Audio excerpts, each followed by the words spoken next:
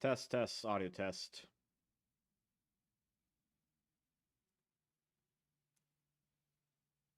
Test, test.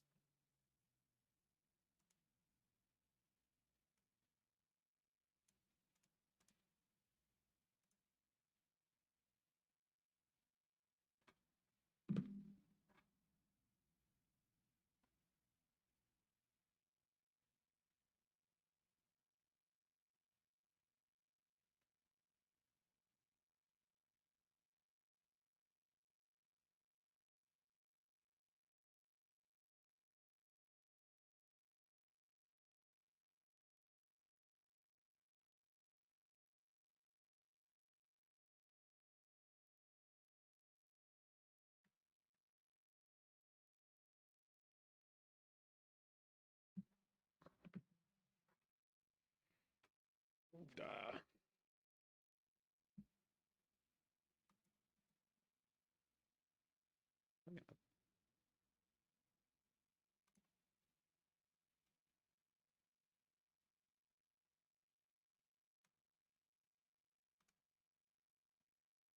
Yo, 2 likes already. What the heck? Thank you all whoever dropped some early likes. Holy crap, this is the first stream of 2024. I almost said 2023. Good on me. Ah, water. I'm doing something different this stream. 3 likes, what the heck? Holy crap. I'm doing something different. I have my main stuff on this monitor instead of this monitor. Because I feel like this, I mean, this monitor is obviously better for me. Also, this is sticking out. What? Let me, adjust that. Yeah. This monitor is nicer. Excuse me. I need to get a new monitor for this one right here. I'm saving up some cash for that. Because this one right here, because I have a 2 monitor setup. And this one right here is a 4K monitor. And this is my older 1080p monitor. So they're not even. It kind of makes putting stuff back and forth pain in the butt. Which is kind of why I want to get another 4K monitor.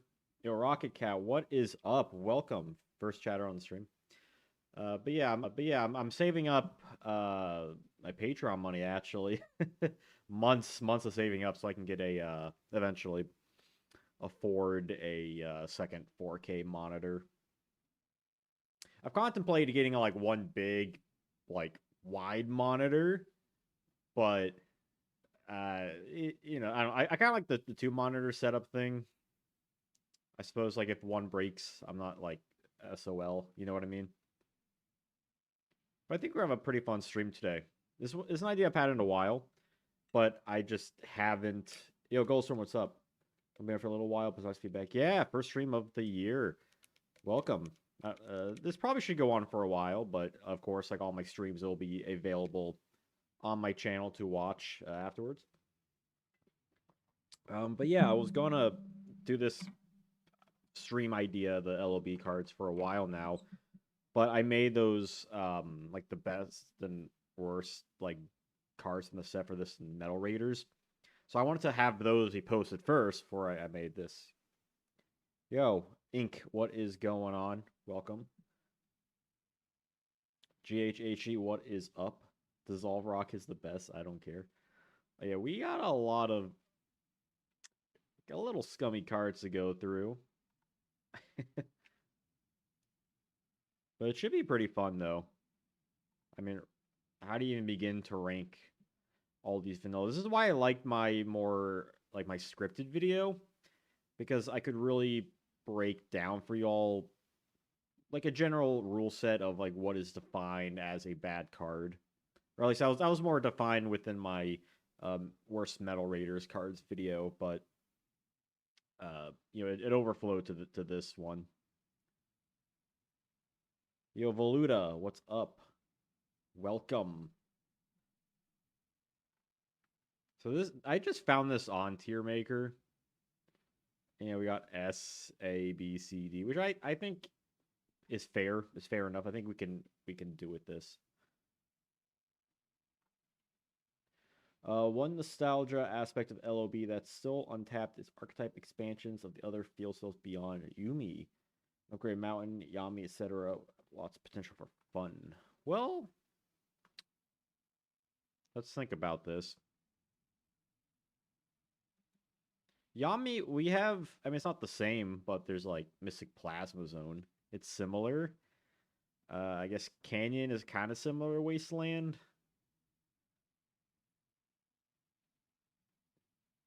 Uh, yeah, I don't know. I mean, we could get some cool stuff. Like Mountain Top would be cool. Maybe if you ever get that ice type I've been blabbering about. The art's great for sure.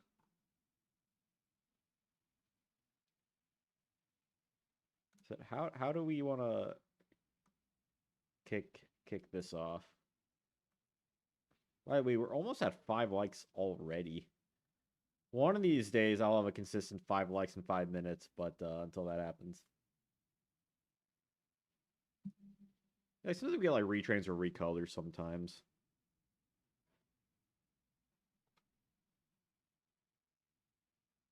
So let's just start with like the big one. What do we think about the cover card, Blue Eyes White Dragon?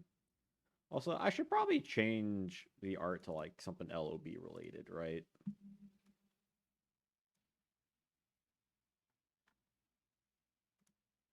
I think that'd be fun. This is just my space of I don't know what else to put here. There we go. Yeah, let's do Blue Eyes. Must says F minus here. Yo, K9, Shadow of the Moon. What is up, both of you? Happy New Year. Yeah, it's been extremely busy in my technically unemployment. What do I flip?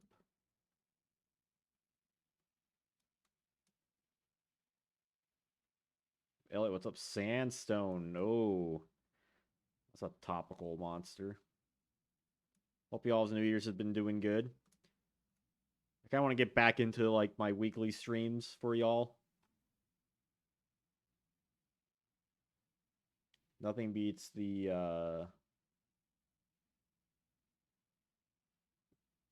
I see me DDS. Is that what you mean DDK? Zero goes hard. Oh, I love the Zero art. Yeah, I know Zero's not a. It's unfortunately not an LOB card. But could you imagine though a ritual in this set? Yo, Lunar Wing Cloud, what's up? Happy New Year! Yes, Happy New Year and a happy Janjoary to everyone. Oh, that sounds fun, Shadow. A local Yu-Gi-Oh tournament.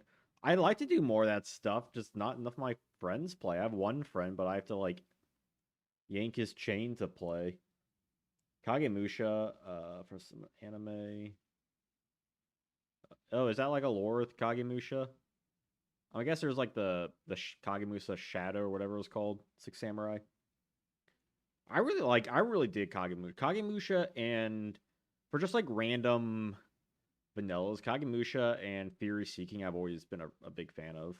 That's why like if you watch some like videos around like LOB era stuff I make, you might see them more often. Yeah. You have to wait for the play. Like I can play people online, but like playing it like in person on paper, like my locals pretty much only has modern and speed duels, which is like the largest speed duels on the East Coast, by the way, which is cool. But it's like they held an Edison event tourney one time. I don't really play Edison. Like I'm more of a goat guy, and I asked about goat, and they were like, "Well, if we got enough people," it's like, oh DDK. So you're saying you can hook me up with a DDK Blue Eyes then? I'll take a France one. I'll take a French blue promo Blue Eyes. Oh, actually, I have a friend on Discord who's actually from France. Let's see, Japanese name is Shien's body double. Interesting. Okay.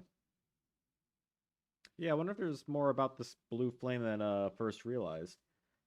Yeah, I have to wait for the planets to align for like my friend to play. Like sometimes we'll play on like Tuesdays, I ask him, and it's like, it has to be like a very specific time. Every other time I try to ask, it's just like can't, or if like I could play a little bit like online, which is fine. He's been getting to like speed duels. Go figure. Pop the trick. Oh, pop the trick is really cool. Too bad he's not in this set. In fact, not even Dragon Piper is. Pop the trick was. I think that was the. I think Pop the trick was the first. Um. Of those like OCG exclusive. Uh. Like alternate colored cards that I saw. So that one definitely stuck out to me. That was first like eye opening. Like, whoa, wait a minute. We need more Go players. We do. I don't know what's going on with like all the people like leaving Goat and stuff. People will come back to it though. JDZ is doing a great job. Hane, favor of the first gen flip monsters. I will say of all the flip monsters we got, it's weird that the one of like the starting OCD lineup we didn't get was Skullangel, which is probably for the best, but like it's weird that's like the one card we did not get. Like that should have been like tournament pack 1.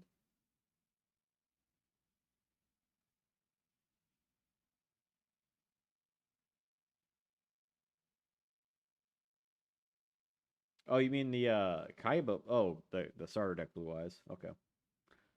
Yo, Skull Red Bird is Skull Red Bird is a winged beast. I actually like I recall getting a Skull Red Bird in my when I first got the LOB pack back in like 2002 and thinking like, "Oh my god, this guy's so strong. This is kind of nuts."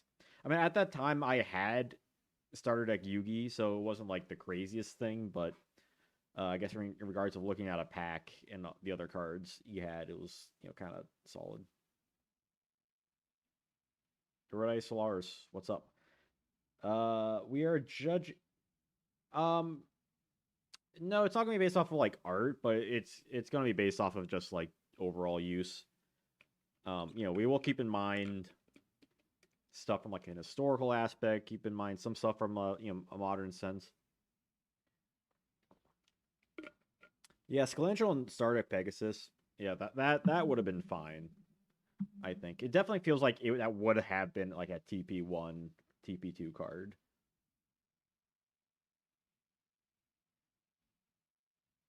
Yeah, what would be considered like an S? Yugi and Pegasus. Yeah, Yugi was my first one. My brother had Kaiba, which I first played in May 2002, but I didn't get Stardeck Yugi until like probably July 2002. I want to say. So Manga Dungeon, what's up? Oh, Celtic Art. Oh yeah, I really wanted the Kaiba or the Yugi starter deck back then because one my brother had the Kaiba, so I wanted the other one, and I just love the art in Yugi's like Mammoth Graveyard, Mystical Elf.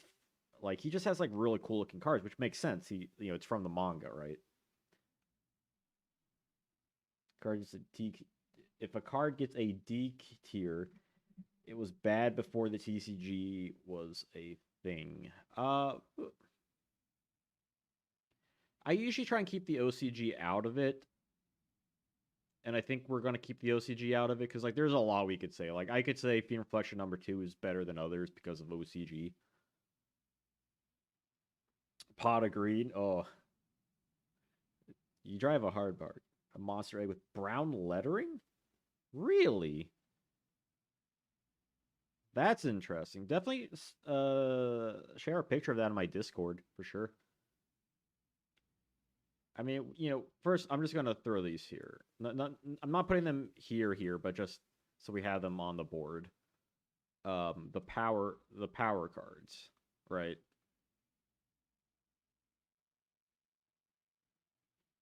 I'm like, where's Raigeki? Am I missing one? I don't think so.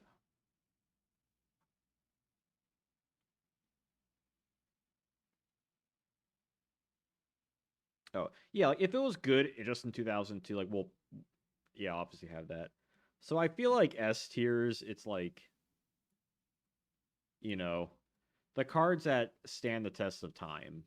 Like tried and true cards. Swords of revealing swords. Swords. I am a blind as a bat. Now swords, I would not. I would put swords in A. The cards with the least text.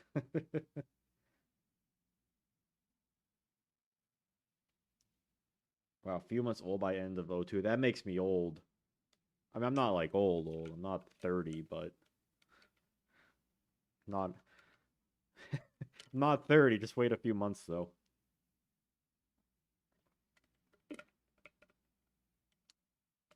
Yo, history of YGO1. I didn't even notice. What's up?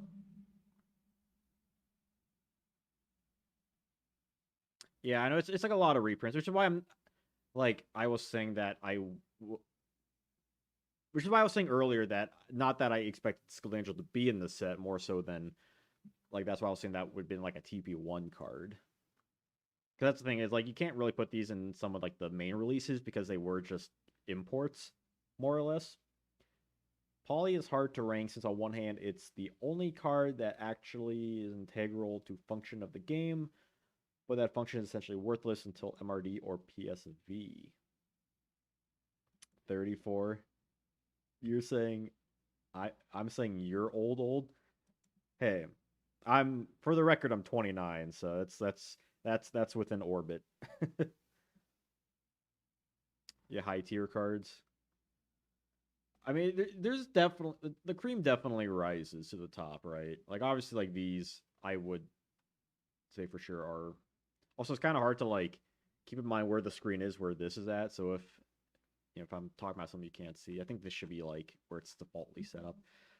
Like these cards, like tried and true strategies, and then like swords for a long time, it was very powerful. It's not really played nowadays, but it's still like an incredible stall card. I'm not. I'm kind of mixed on like the colored text cards. Like I have some, but I feel like the ones that are like the black text. I forgot what set those are in, but like I don't know, those feel always came off kind of tacky for me.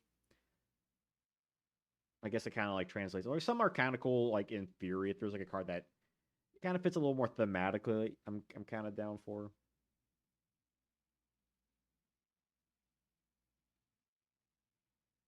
We're almost at 5 likes.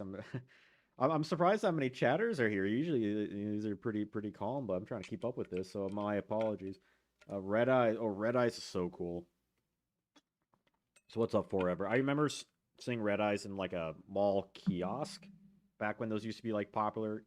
Back in the day, and I'm a little kid, right? I can't afford freaking Red Eyes, and it looked so expensive, and I'm like, God, that card's so cool. Also, anime. Poly would be B to A tier. Yeah, Poly's interesting. Spaghettio Bandit, what's up? Too young? Never too young to be your daddy. This 50-cent vending machine. No, this was like a like a big display case kind of thing, and like you look over it and it had like all the cards, like the prices on them.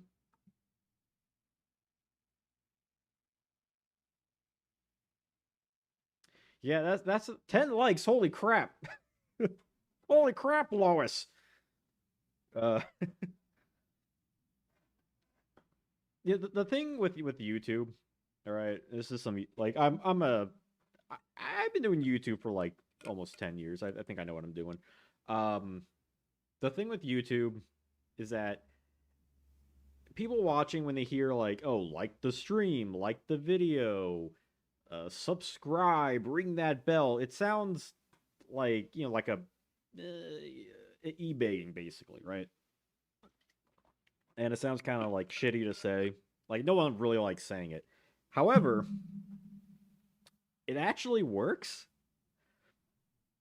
Oddly enough, like more times than not, when people do like remind people to do things, things usually get done. Which is why I'm gonna shout out my Patreon right now because technically unemployed. I have to fill out unemployment. Uh, I have to go on that like site like twice a week so I can pay my rent. Uh, yeah, those glass cases. Um, I never mess around with like the gotcha machines. I didn't really see any. Like, there's plenty like Pokemon and stuff. Um, let's see. But pulling red eyes would be sick. If I like finding old Yu-Gi-Oh. Yeah, they really need to like reprint old sets and stuff. Like, I know they did the 25th anniversary, but I think I said this in a video a while, like probably roughly a year ago or so. Maybe when I was doing that like that news coverage of the 25th anniversary set. But um they really should reprint the starter deck Yugi and Kaiba, I think. I think that'd be just a phenomenal release. Yeah, Hot Wheels, there's a lot of those. Yeah, I mean if people enjoy like this, like I have two thumbnails made for this and that's that's a Miyazaki thing I'm working on. What am I looking at?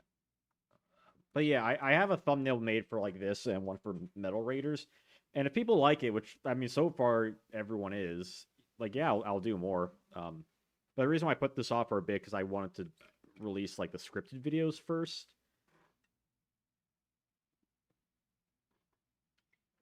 But now I'm doing this, might as well do this for like the sets and then I mean this will be like a stream thing I can do for like weeks, which is a great idea. Thank you, Kat, for hitting that button.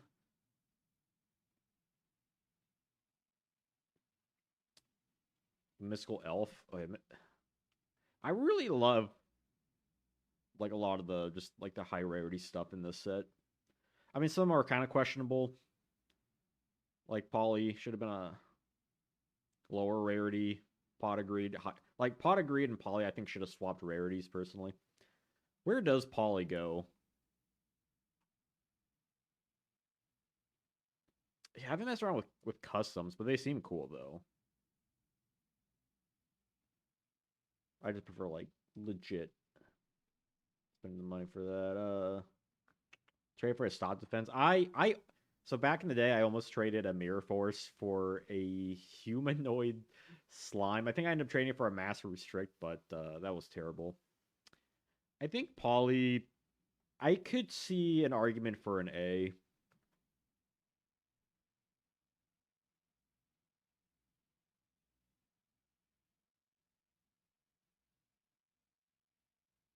Oh, I've seen a lot of fake cards too. I was always jealous when my friends got those. So there is an ad running. Um, an ad run.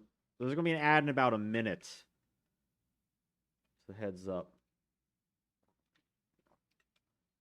Um, I mean, honestly, I think like all Yugi's cards, like Beaver Warrior should have been a high rarity.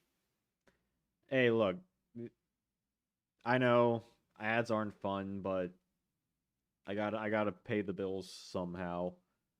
And I could have said it on aggressive ads too, and I did not. I did not sit on aggressive ads.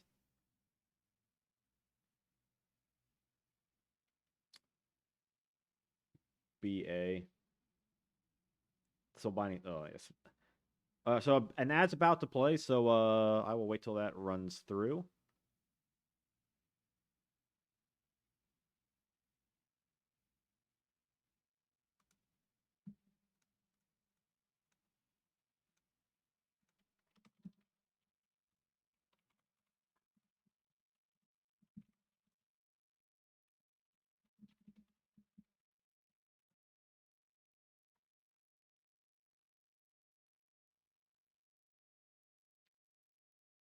But I don't even know if it even tells me if like ads are playing or not. Just when like one's about to come.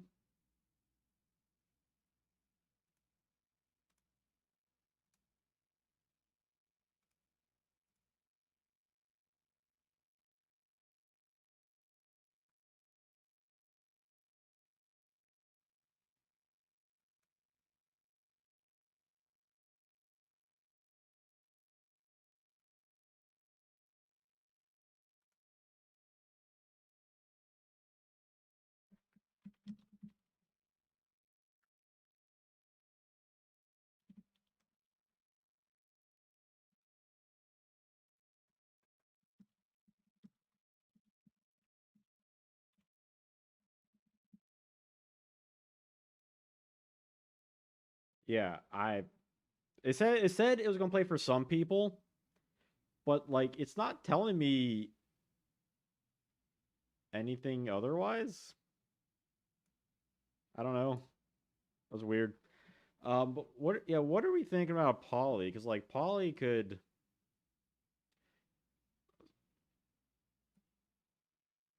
So it's hard with Polly, I think, because we have to keep in mind that Polly is people still play it, right? I think I think it's an A tier card.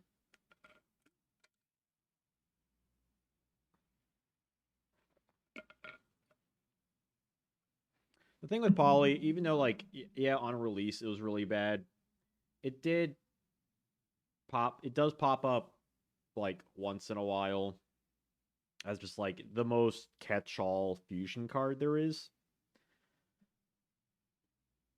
A or B, swords in an A, then A. You say B. A lot of A or B.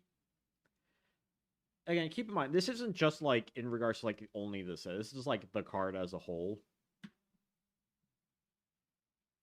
Until the recent packs, Mo, what's up? Maybe if if if if they contain popularity, then I will.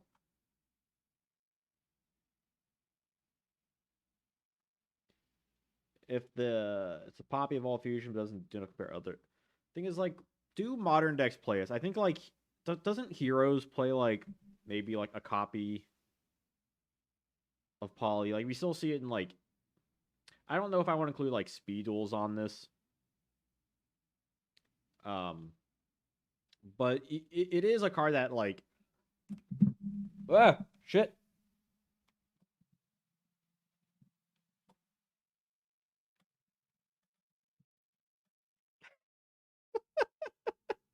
So I have a an electric like standing desk, which I never use it to stand, but I it's nice to like set where I have it. And I accidentally pressed it and it was like dropping down.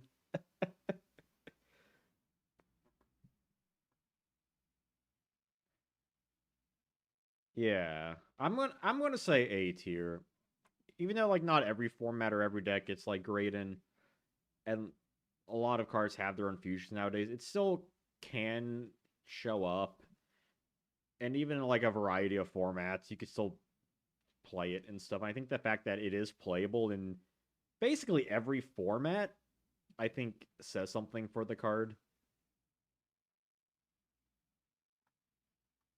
All right. Well, what are some other power cards here? Oh, we were talking about this a little earlier, but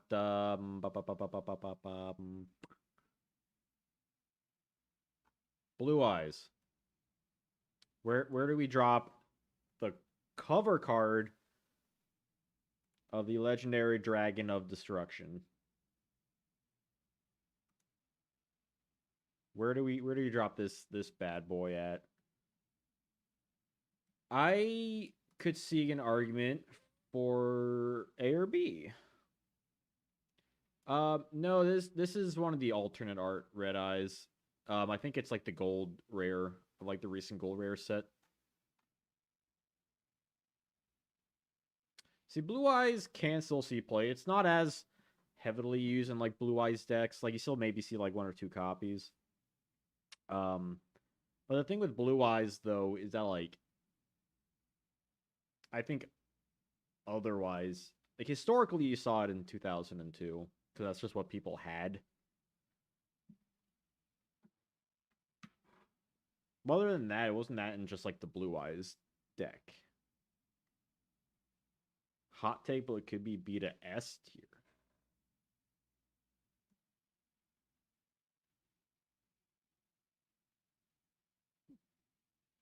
I could definitely see an argument for A tier.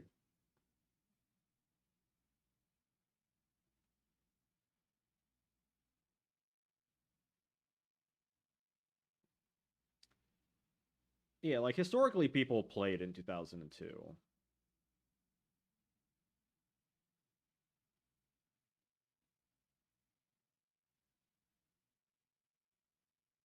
And in modern 2016 Beyond Blue Eyes decks, it's all played card. And I think if it's still a played card, even though it's not like a meta card, I think it definitely has a place in the deck.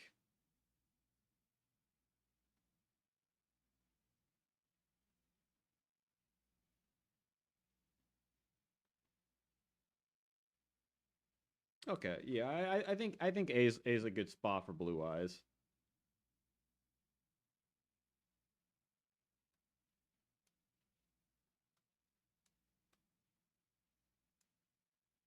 Do you want to do this by like? I think we might just have it by the tiers, not by like actual rankings.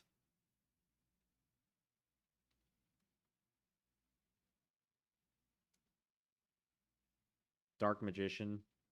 Yeah, I might as well talk about like the boss monsters.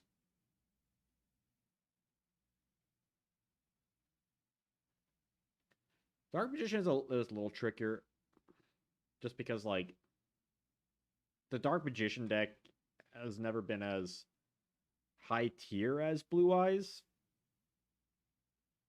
Although it was pretty solid when Dark Illusion dropped. Not gonna lie, but it is still like a card that a lot of thing like the Dark Magician deck still like focuses around, which is more you can say about like a majority of these cards.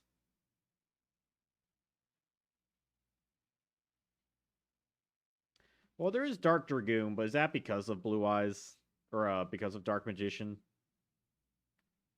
You know, but that is an argument you can have though. I suppose you did need to run Dark Magician for that. So yeah, I think A tier is fine. I think you can have an argument for Dragoon and like Dark Magic Circle, with like that DM deck. Red Eyes. Red Eyes Black Dragon. What are we thinking? He's also another Dark Dragoon fusion. He does have his own deck. People were willing to play DM and Red Eyes. I mean, that's fair. But it's not like they were summoning. Like, were they summoning Dark Magician and Red Eyes? You know what I mean?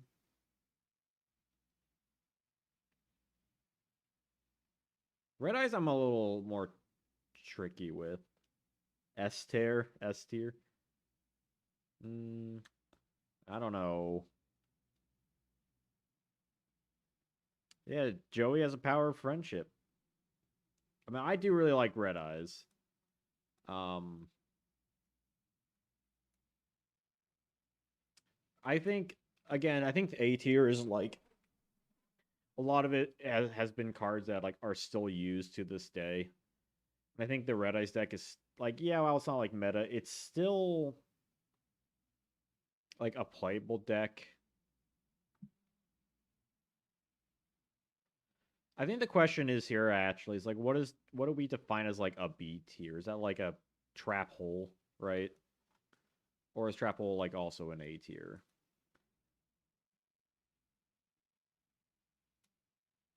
Because trap hole is probably an A tier.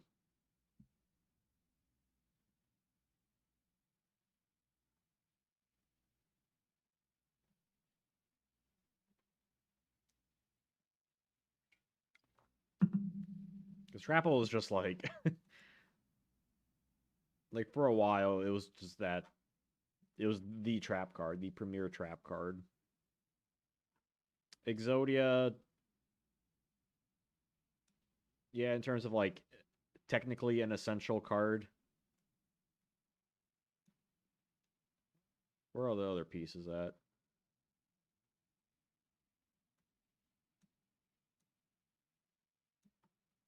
Red Eye Zombie. Oh yeah. Have you played the like the new like Necro Lord Red Eyes stuff?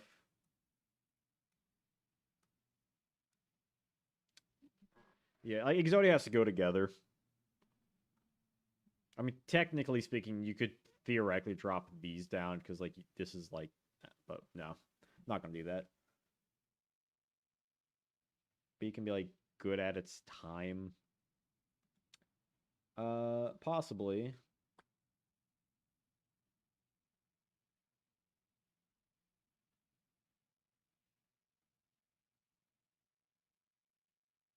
Yeah, this is like we've seen it a lot. Like Trapple has popped up now like once in a blue moon too, like trap tricks and whatnot. Necros. Ugh, Necros needs a retrain, I'm telling you. Like it is a shame that we haven't got more like Exodia Necros stuff. Yeah, like quality LOB cards I would think would be like what it okay, Maneater Bug I'm actually kind of curious on.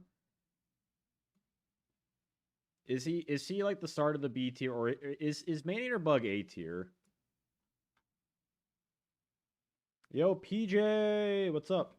Welcome. Where's Bug place? Bug's really good as like an early flip monster goes.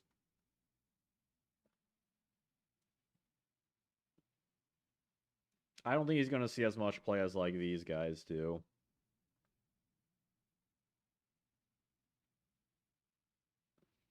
Maneater Bug, current format. Yeah, well, now we got mimicking Maneater Bug. I mean, yeah, we're probably never. I'm not gonna say never, but there's a very low chance we'll like see him come around. Hans, what's up? I'm like, I suppose anything is an oh insuffusion. Well, I guess theoretically, sure. Well, not all the cards, but some of them.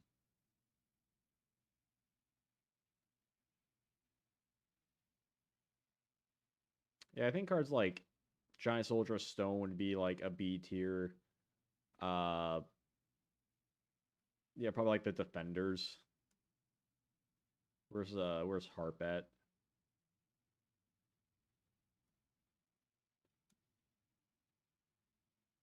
Ready Fusion.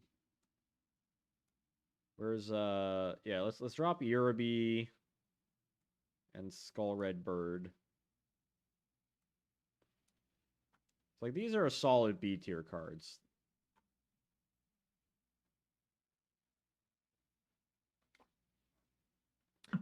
This is kind of more like all encompassing, more or less.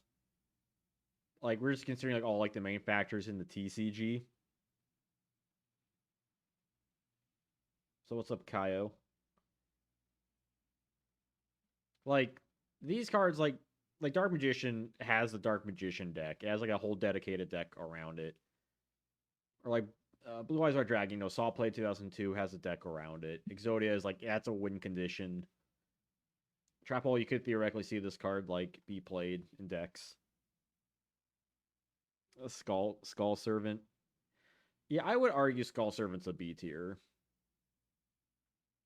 It does have its own deck, but it's like it in of itself is like horrendous in all aspects.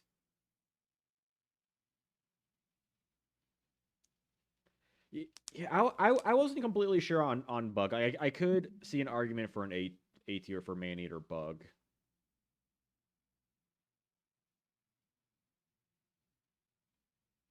Oh yeah, it would absolutely be D tier. Like it was on my worst LB cards for a reason. But also those lists have like a more um thought out like reasoning behind the list. Yeah, and they're releasing that new White Sworn card, which is pretty dope.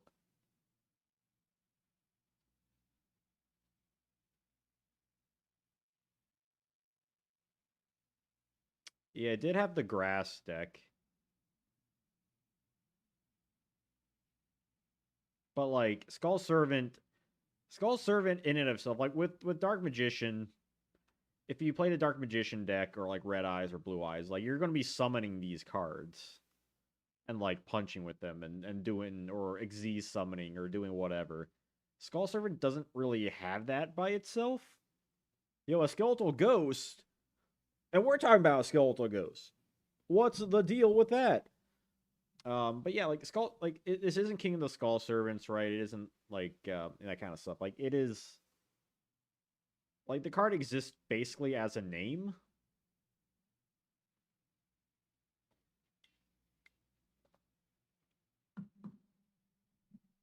I think that's like the difference between Skull Servant and like these cards. Man-Eater Bug is really good for sure. I do think it is the kind of thing where it's like it was basically only good in early Yu-Gi-Oh, right? Like in early Yu-Gi-Oh in 2002, where by 2003 we got better monsters, right? We got like New Doria and old Vindictive Magician.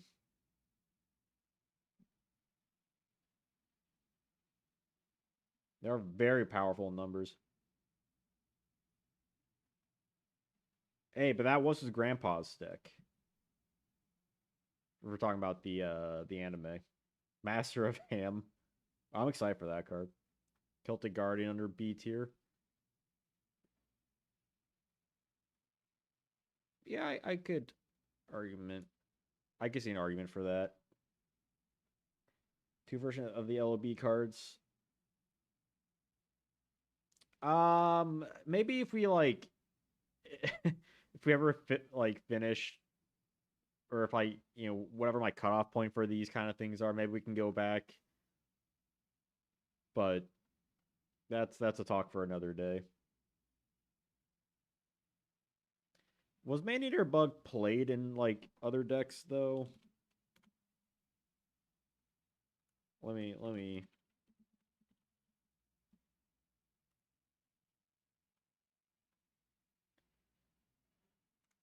It says that there was 3 decks in 2020 that played it, but does not say what those decks were. So probably nothing.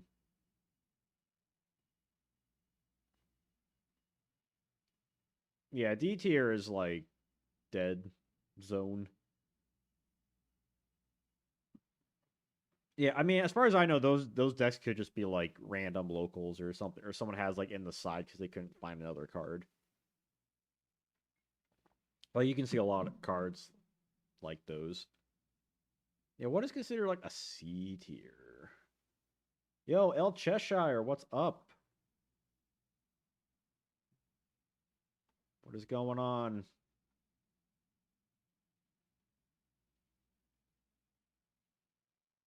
Let's just start dumping stuff into like D tier. That is like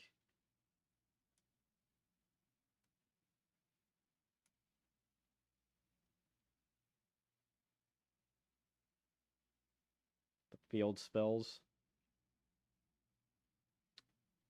Yeah, I think that's solid. Like they're not good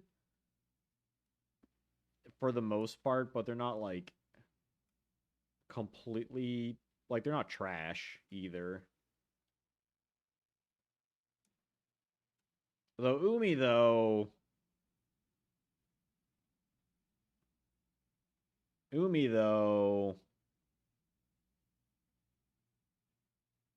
Rip Vanilla Monsters. Umi's gotta be a B tier though, right? And I could even see an argument for Yami. Not gonna lie, Umi is A. Because like people like historically speaking, people played Yami back then.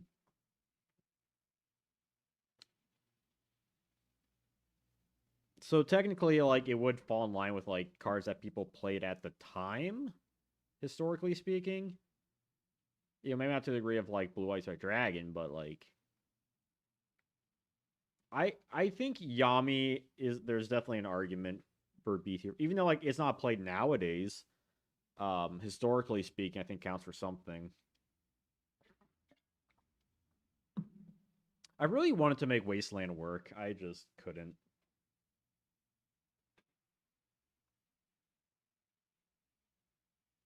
Yeah, Umi. I mean, once Legendary Ocean comes out, it's like completely dead.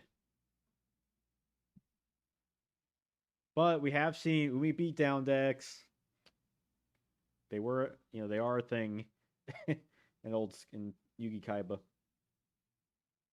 Wasteland boost, zombie, dinosaurs, and rock. I want to say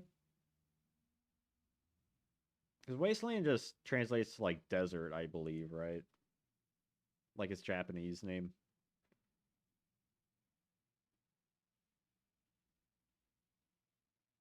Nail cards are weak because of the alignment chart. A weak water monster can destroy a strong fire monster. Oh yeah, right. We should keep in mind alignments, right?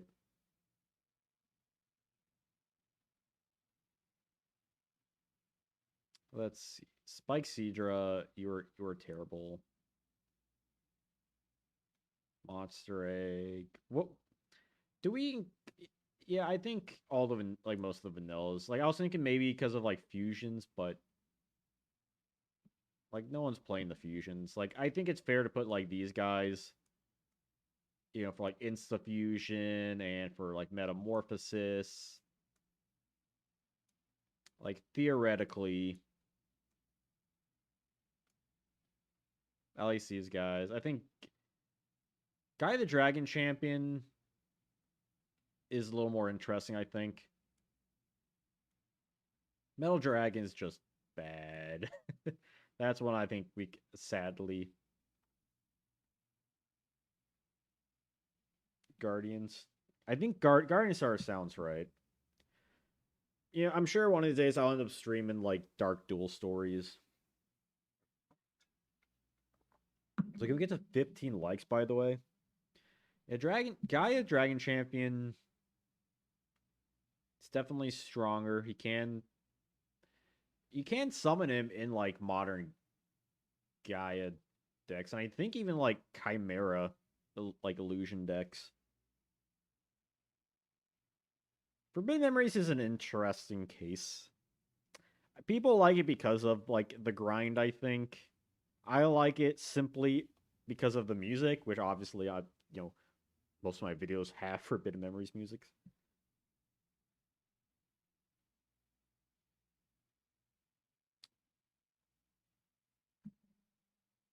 Yeah, I think I could see an argument for B. I think he's definitely like for a lot of reasons better, but I don't know. I don't know. It's really hard. Yeah, the original guy cars aren't, but you could was like the Chimera car I think can summon him or something like that.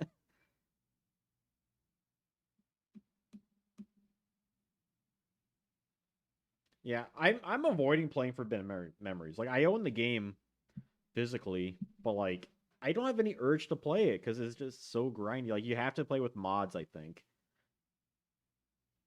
Like unless I just did like a one-off stream where I just played it, but like if I want to play the game, like I'd like to beat it, preferably. Also, Tyler RVG, what's up? I don't think I said hello to you. Gaia's weird.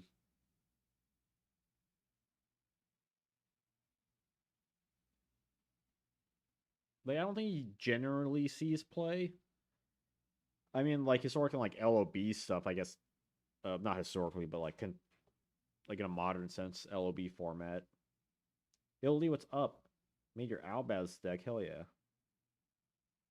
Gaia stall. I really try to make Wasteland work. I've tried like different stuff with Wasteland, and I just can't quite get it to work. I think Gaia might be like top of C tier.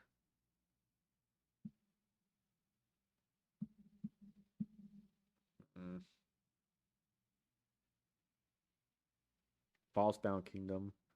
I got that as a gift one year, like when it came out, and I just never played it. What do we think about Gaia, the Dragon Champion? Because I could see him be a B tier, but like it's hard. Chaos Dark Magician deck. Yeah, you hear that they're making that like Dark Magician of Chaos, or Magician of Black Chaos, like Blaze Ultimate card. Honestly, C tier.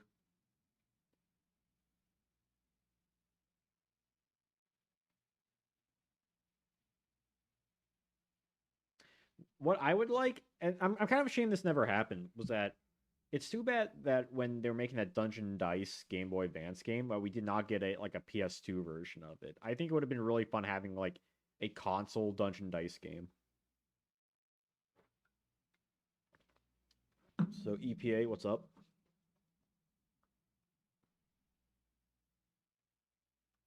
Like I think Arm Ninja is like a C tier.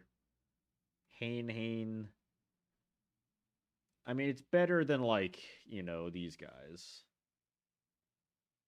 Just on the basis they have effects. Reaper of the Cards, I'm gonna put there. Capsule Monsters. I don't think I've ever actually seen the Capsule Monsters anime. I'm thinking about it.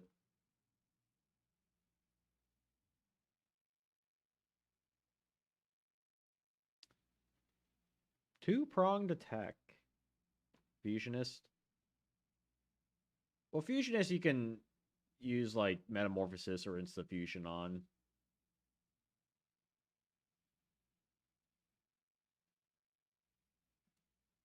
So I wouldn't say D tier.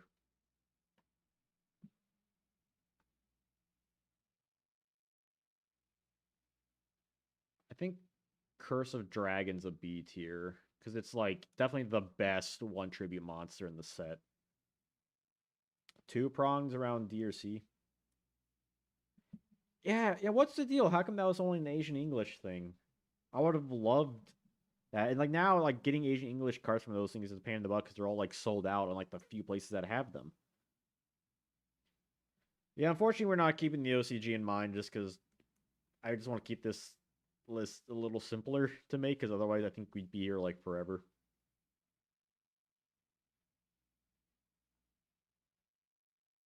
Remove Trap was an LOB. Yeah, funny enough.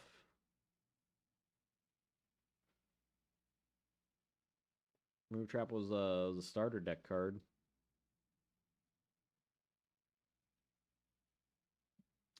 The two-pronged attack is terrible. Again, like in the context of this set alone, it is removal. But like it's such bad removal. Oh, Fissure is an A tier. That card was like played for like in and out for a long time. Hey, Celtic, we give Celtic Guardian a B tier. Come on now.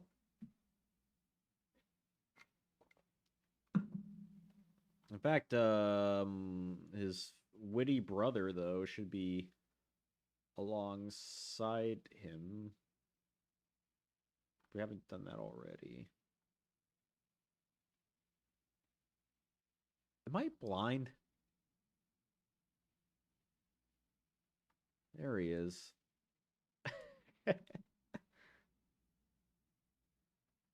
Yeah, Fissure was on crack, but yeah, one more like before 15 likes. Gaia. Yeah, but it's like the same thing as Celtic Guardian though in terms of like TCG like usage. Like in March 2002, I mean, like these guys were all the rage.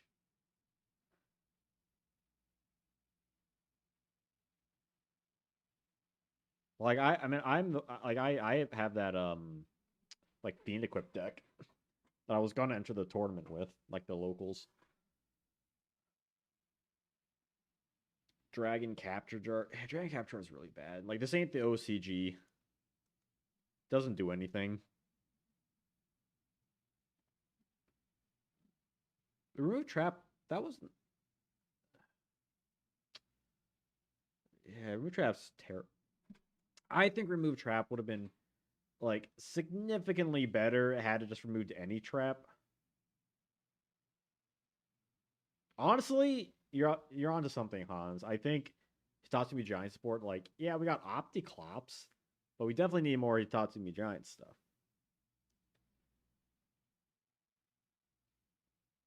Because the problem with like remove trap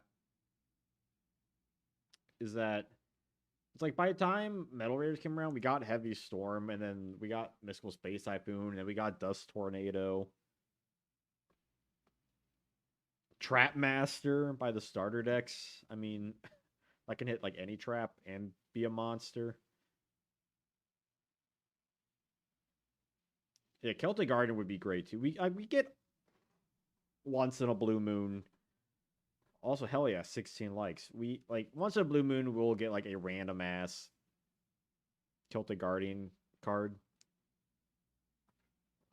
which usually also works like general support and like Xyz summoning. But that'd be cool though. Yeah, these guys hot garbage.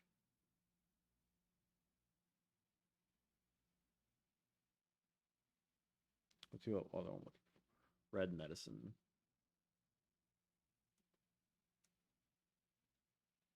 Hot garbage.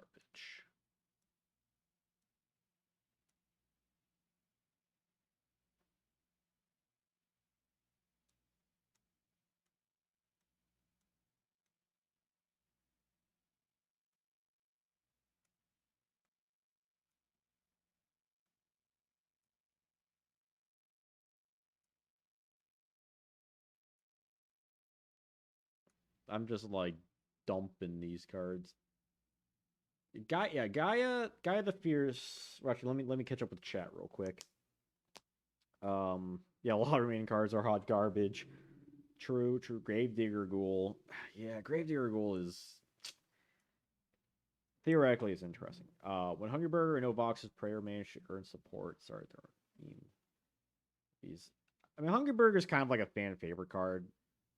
Skull Guardian stuff, that one's definitely fascinating. I mean, even though like none of those are LOB, that one's definitely fascinating. The Silent Force stuff.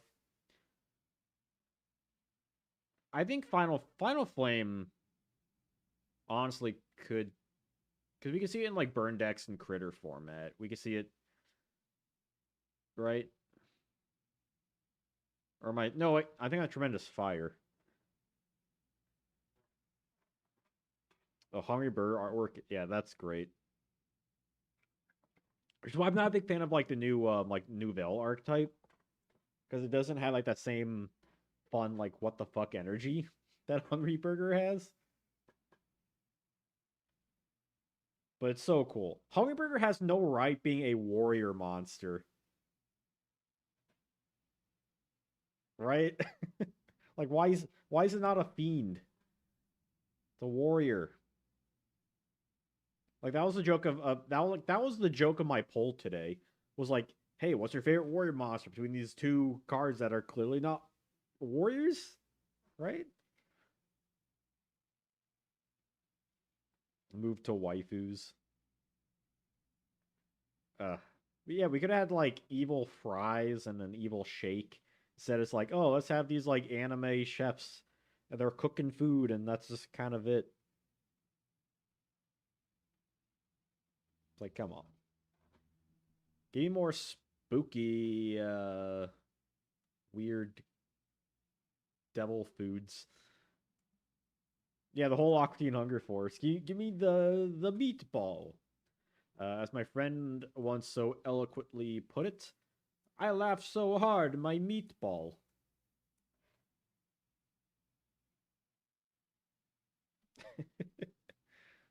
Yo, Ogde's good. Hey, what's up, Fry Man? I am Ezekiel. So good. I think Final Flame. I think that Final Flame at least is like a C. Because if you're like running a burn deck, by the time like Ukazi comes around, like that's like your secondary like go-to pick. You could argue for Hinotama being a C tier. I don't think so. I think it's just outclassed immediately. Oh yeah, Sparks is definitely a meme, but like, it's still not good. It doesn't make it any better. Dragon Maids. Like, I'm fine if they have like waifu stuff because we have that stuff in like early Yu-Gi-Oh, right? Injection Fairy Lily, Thunder Nyan, Dark Magician Girl, uh, Tripwire Beast. Like this stuff exists, but it's definitely a lot more common now, also with more like anime aesthetic than back then, which is more like, which is nothing wrong with that. I will say because Yu-Gi-Oh early on was like it was created to be a parody of Magic the Gathering, like in the manga, and I think a lot of the early dark monstrous art connects to that. So you could argue, just for the sake of argument here, you could argue that what it is now is more of its own thing. It created its own identity than before. It is material for Flower Wolf. I'm kind of iffy on like the fusion materials because like, are we ever actually going to play those cards, right? Dual terminal. Uh, I guess kind of. I don't know, like you have like Worms and Gusto and like Flamvels and like stuff like that, right? I love me the waifus, vampire suckers, perfect card. It's like the old school. Yeah, like I really like. I definitely prefer like the more dark, monstrous, a little bit of like Egyptian aesthetic too. Like I definitely like that. When was Beaver Synchro? Vampire sucker. I mean, we all got our waifus. Like, come on now. Like, I think the most important thing, like, is the game fun? Is there a deck that you connect with, both visually and a play style? It's like, yeah, like Subterror Fiendus isn't my like, my waifu, but like I still like the Subterror deck.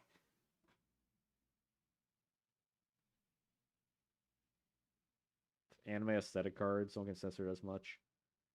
So it'll change. I really dig the look of Sky Strikers. And that's just nothing but like anime girls. Two-dimensional females. But like the whole like idea of like the deck is like really cool and how like the deck functions and operates and just like the art in of itself is like cool. Like Sky Striker Engage is like, yeah, I don't know. Like I am a supporter of like I know this is like a mainly historical retro Yu-Gi-Oh channel, but I do enjoy the modern game for various reasons, even if I don't and also cannot play competitively. Uncensored Harpy chick. Yeah, there's actually there's the uncensored Harpy lady in Metal Raiders first ed, which is not worth like that much more, but I do own both of them in my MRD set.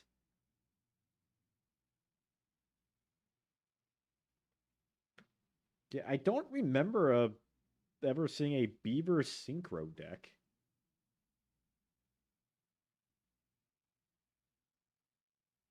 Because like the main thing with the Rescue Cat was X-Saber Airbellum. Like when it was like meta relevant anyway.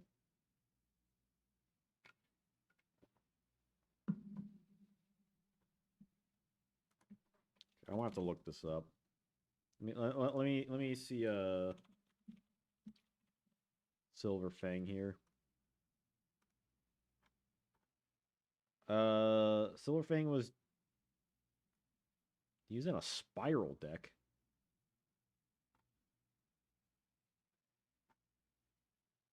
It was in the main deck. What the heck? At ARGCS Las Vegas, Nevada. What the? It's just that one deck, so I wonder if that was just Beaver Warrior. It's like 3 decks in 2020 played it, but no actual like records of anything.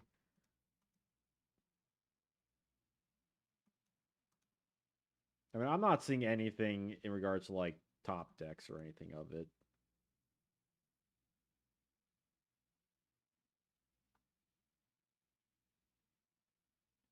And I do not believe I come from with my research otherwise thus far. No, I don't think all of these are D tier. I mean, like Triwarn Dragon, we still need to cover. That's like a big one. Gaia's another big one. Trihorn Dragon. Uh, it feels bad, but I feel like Trihorn Dragon's a D tier.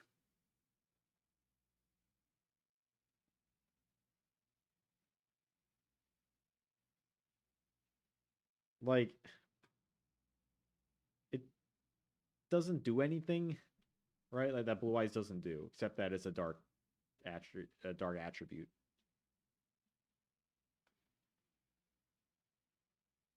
Tier Elements art looks similar. Advertiser Silver. I mean, that's fair. Like that is a fair argument. I really do love like my friend. He had this like my friend used to live where like in my like neighborhood growing up. He had a Tron Dragon. He just never played it, but I knew he had one.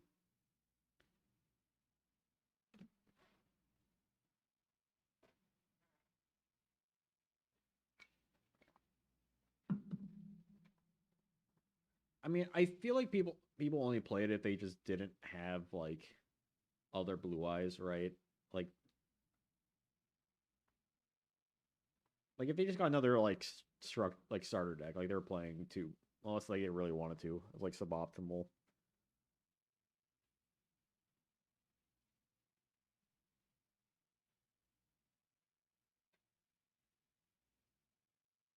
Trihorn Dragon. I feel like I've seen him in like a demise deck, like back in the when I was doing like my research for like GX stuff.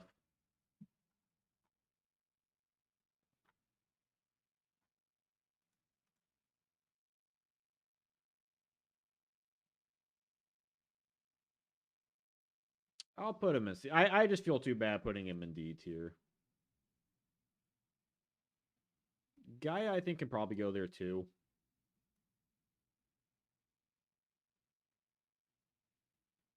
I think because Guy is definitely like two tributes. Like at least he can like punch over stuff. He is can be used fusion materials for things.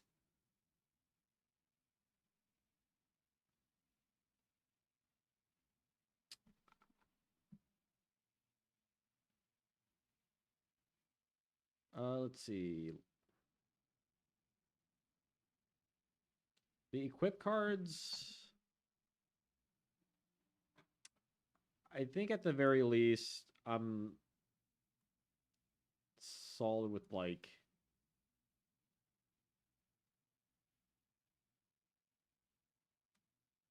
I think these are most, not all of them. Follow Wind, C tier. Mm.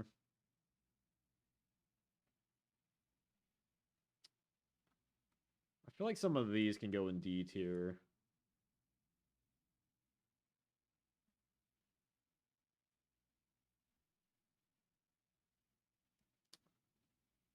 I suppose, for the sake of Skull Red Bird.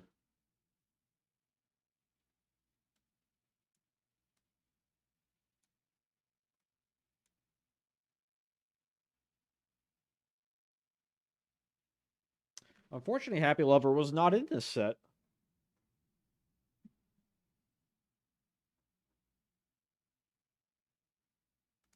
But I do know the deck you're talking about.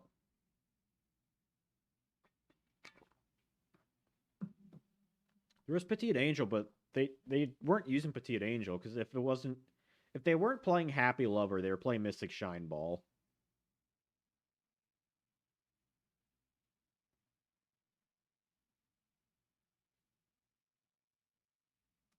That's down there. Where do these yeah, where do these ones go in?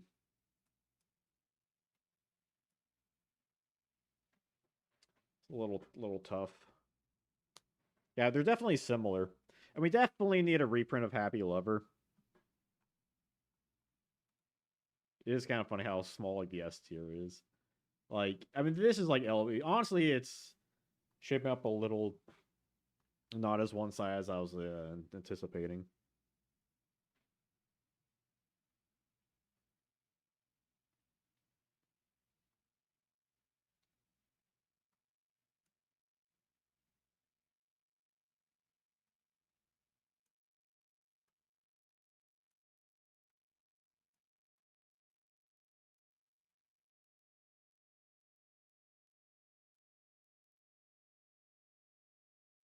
Stop defense. I think I could see an argument for a stop defense for like a B tier.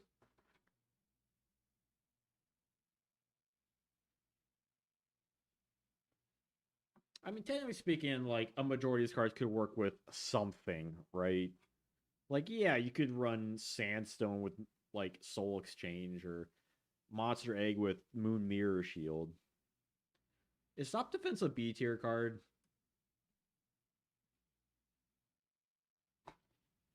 I think for like early side decking Yu-Gi-Oh, it was like kind of one of the side deck cards.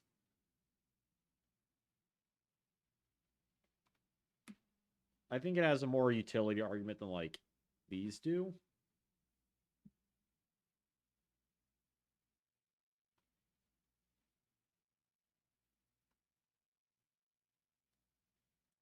I think Kaioshin's down there. I think Mystic Moon's down there. Book, I think, is up here. Yeah, I want to go high, anything higher than B tier for sure. Beast Fangs. I think Beast Fangs goes down here too. Raise Body Heat.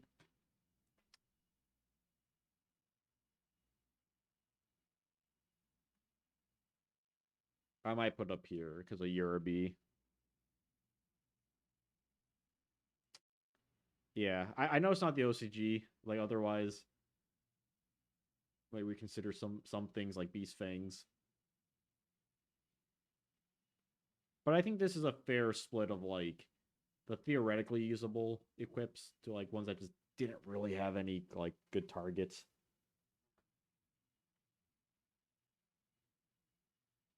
Well, so what's up, GPS? Um, we're not talking about the OCG, and also he wasn't the strongest um level 4 monster, and like because we're talking about volume 1, sure he had the best defense, but we had Beast Fangs, and that buffed up Silver Fang to where Silver Fang was like for your money the best one.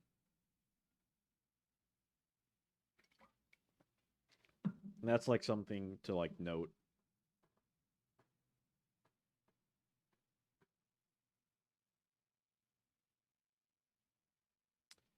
So would the above 1550 defenders be around C tier? I could see an argument for that, like Green Phantom King.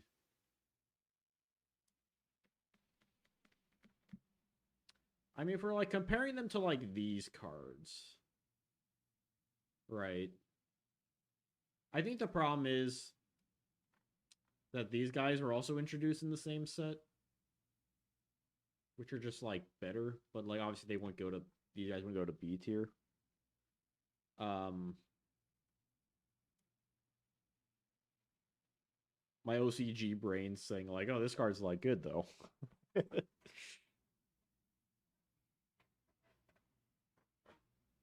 Damn you, blah! I see in the fourth dimension.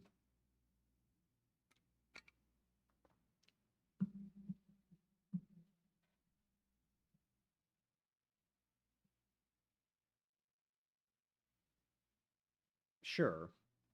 I mean, technically speaking, you could look at like Tyhone or Turtle Tiger too and be like, well, even like Armored Starfish, I think, you know? It's like, well, but no. But no. Even like OCG is like, yeah, like, oh, Nemoriko. Nemoriko's solid. Petite Angel. Great card. Hitatsumi Giant. I know it's hard.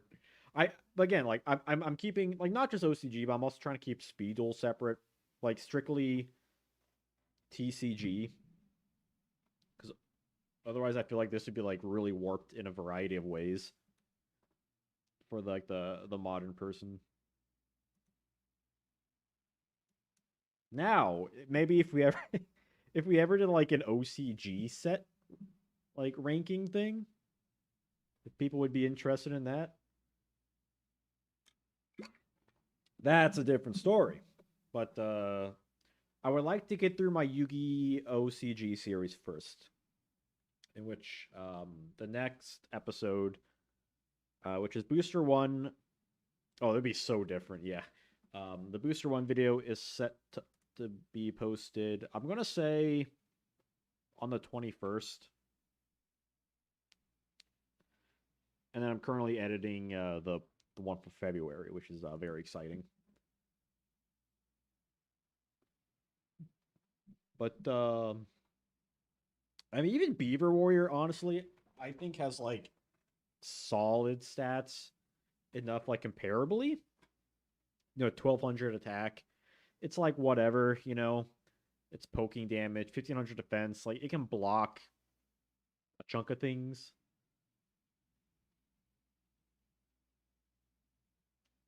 Strongest beat stick. Well, he's one of the strongest beat sticks. I mean, in regards to low level monsters. But like, I mean, you had Dark Magician and Gaia, which I mean, they're all under original rules, under the official rules. You could summon. I mean, definitely like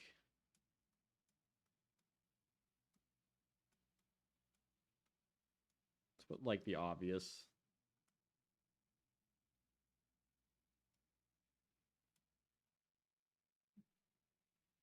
Speaking of OCG and speed duels, I remember a hot minute where a bunch of those old Jank Series 1 Air Norm monsters finally saw English printing for the first time. Yeah, we saw some in speed duels. They definitely slowed down on them, but we saw stuff like Fire Reaper comes to mind for in terms of like volume 1 stuff. Uh you see was it Dark Prisoner, like the thing that feeds on life, Fiend Kraken, Golgoyle, like a lot of stuff. Chain Slime, Weathera. I've collected all of them like physically.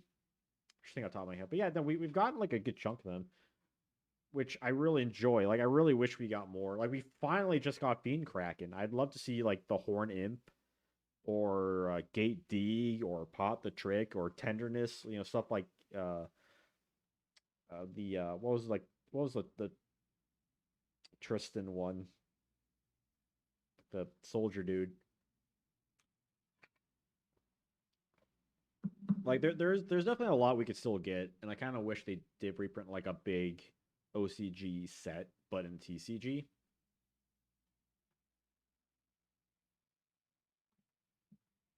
So what are we thinking for somebody?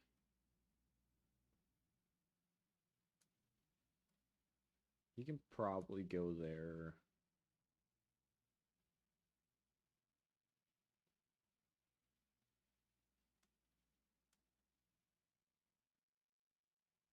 Cyber Commander. Yep, that's what it is.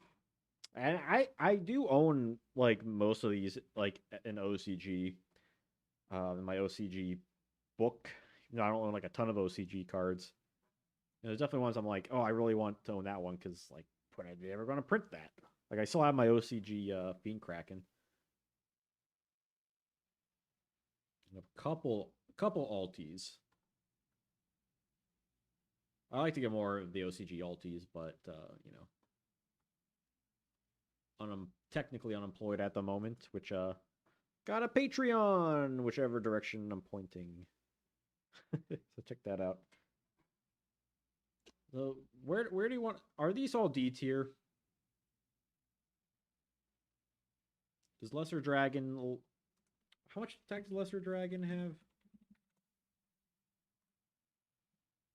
1200.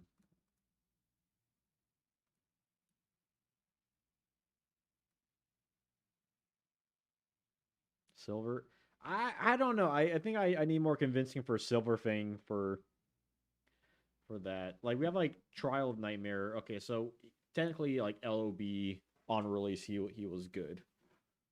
So I'll put Trial of Nightmare, Trial of Hell in there. And all these guys have like 1200 attack, right? Good defense, not gonna play. Terra Terrible has 1200, right? The Shrek looking dude. Yeah.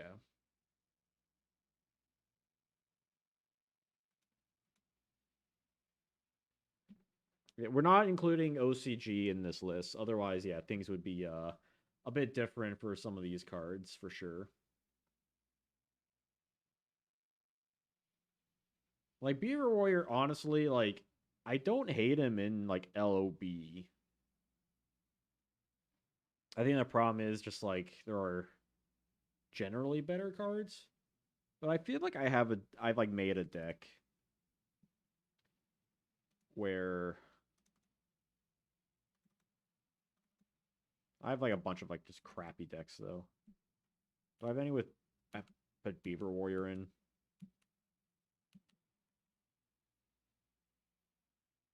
I've done a Flower Wolf one.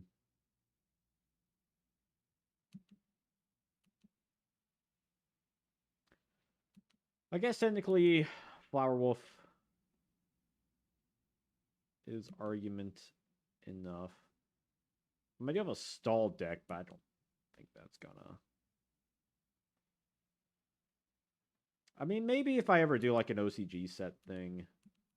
Okay, I haven't done like Beaver Warrior in any of these. But I will put Darkwold Thorns and Silverfang here because Firewolf on LOB,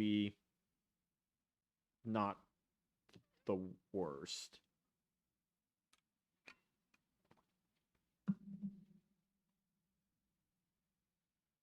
Yeah, I think if once I finish my Yu-Gi-Oh! CG thing, which is at the current plan just gonna be Series 1.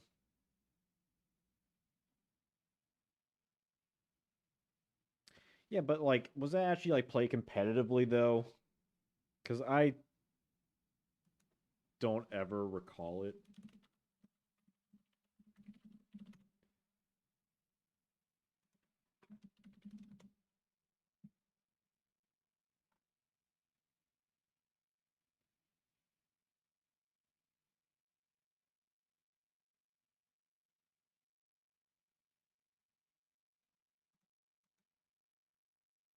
Because one thing for someone to be like, "Oh, this deck is like, let's play that."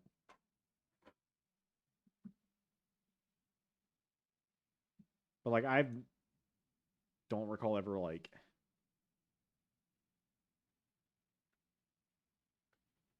hearing like anything that isn't just like a like a one off. Someone just doing this for fun.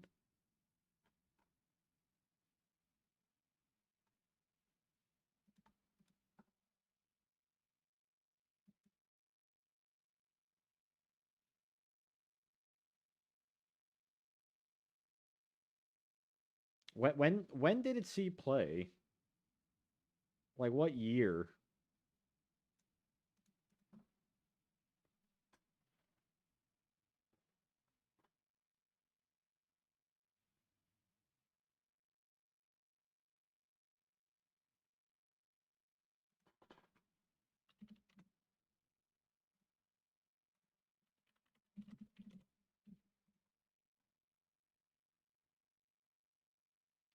What are that when it was limited? It was limited in 09, 10, 7, and then in 2 formats in 2017.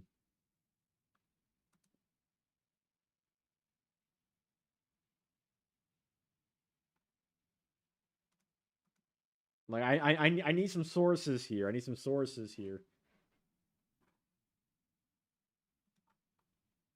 I'm a fact man. I think, unfortunately,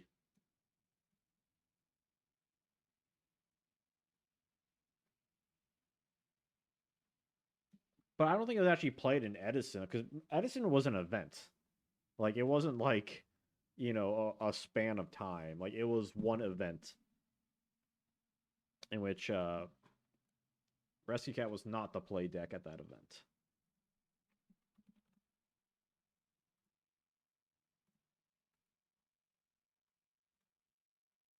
But I will double check. I mean, regards to like Silver Fang.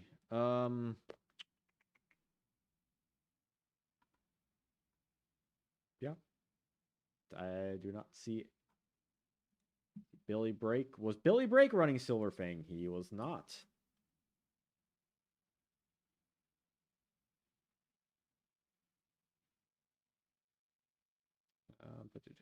Let's see. Was Miguel Garcia running Silver Fang? He was not.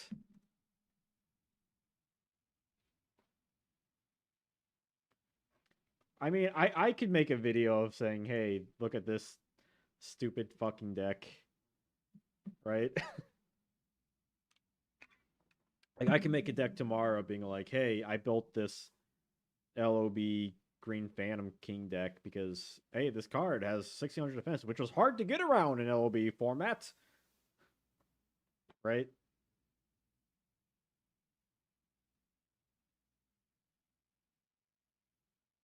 That's all I'm saying.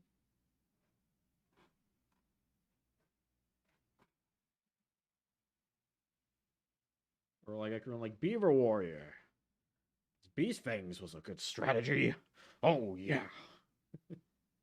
I mean, hey, I put Silver Fang in C tier just for like Flower Wolf alone.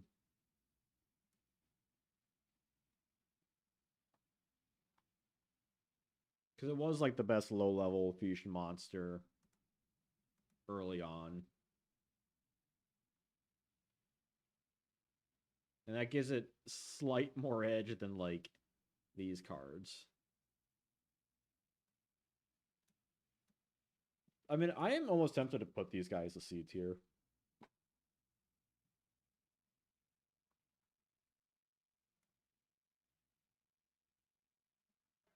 I'm very much tempted to. Honestly, that's true, Soul. It honestly doesn't matter, to be honest. Soul Fang is in C or D. I mean, I like Silver Fang. I'm a big Silver Fang stan.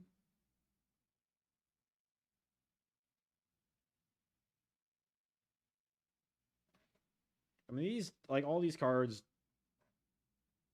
I mean, you could argue two pronged attack C, but I think like the card advantage is so minus because like in theoretically it's like yeah you could pop a card with that, but it's just like unless you absolutely have to, like please don't. And that point it's like the same reason for all these other cards.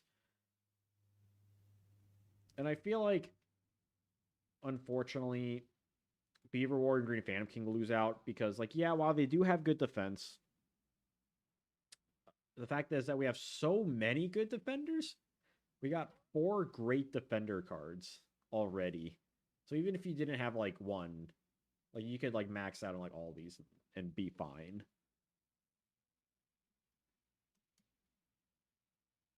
Like especially by the time like the starter decks come around, you get like Wall of Illusion and reprints of these two and like Yakutano Megami and Castle Walls and stuff.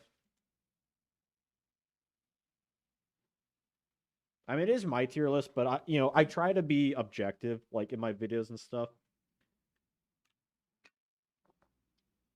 While sprinkling some of my own like knowledge throughout.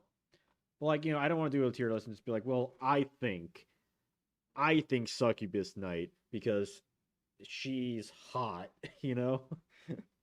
Yeah, like as objective as I can be, and with like the knowledge that like we have, like as a community. Which of course, something like this, like things can change. Like this is just a tier list, right? Um where it's like, all right, these are good in because of X, Y, and Z. Like these are good theoretically because of X, Y, and Z. Like as opposed to like my two scripted videos I did about like the worst cards in LB and Metal Raiders, where it was like, all right, the first few slots is going to be because these are normal monsters and they're bad because of like their stats. Um, they're bad because like their level, and like that's it. All right, let's move on to something that's a little more. Okay, why is like Machine Conversion Factory bad or Red Medicine bad? Like really going to like the gritty on like card design as a whole, as opposed to this. This is more just like a usage thing. Belcheshire, no, you're my man. Keep working on those great second wind thumbnails, if or whatever you're still working on. I need to get started working on that chronicle, but probably won't get to that till like next week. I'm a busy man. I have been editing like nonstop all week. It's been very busy. Honestly, with how the list looks, is probably what people would want to mostly pull, in my opinion. Yeah, and that's fair. I recall pulling a LOB pack like a couple years like after right it was out and thinking like this is horrible. Why am I pulling all these like really shitty vanilla monsters? Whereas like back in 2002, I pulled the set. I'm like, oh, look at these. I mean, yeah, like obviously like these are the cards you want. I mean, it's hard to say like because like back in the day for pulling it, right? You'd probably be fine pulling like a Silver Fang or Hitatsumi Giant, Mammoth Greater cards like using the anime. But generally, like yeah, like if you pull these cards, you're probably be like, oh well, what does that do? I mean, you might be a little happier that if you pulled like rares like Grave Digger Ghoul or Metal Dragon or two pronged attack. Like in a sealed format, sure, technically speaking, two pronged attack could be like potentially better, but I think like as I said multiple times, keep having to reassure myself. Uh, you know, the the neg card advantage is horrendous. But like this thing with like a list, it's kind of hard to like gauge completely on like every single card and like what exactly makes a card playable compared to others in a set, like an entire set. And keep in mind like everything, all things considered, and because we can't cover every single base, because again, I think it would you can have an argument for everything. Like, yeah, you could play a Metal Dragon deck using, with Steel Ogre Grotto. Sure, you could run a modern like fairy thing using Petite Angel or Tripwire Beast. You could summon off of some normal support and then use it for like an Xyz summon. Duckaneer, what's up? I unironically used Tripwire Beast in Duel Links when none of the level 4 Watchmen in the game. I still don't know why I ever did. It's a janky card. For sure. I don't know, something about it. It's just like one of the early Thunder monsters in the TCG. I just like picking on it. I don't know. Also, we're almost at 20 likes. Just two more people.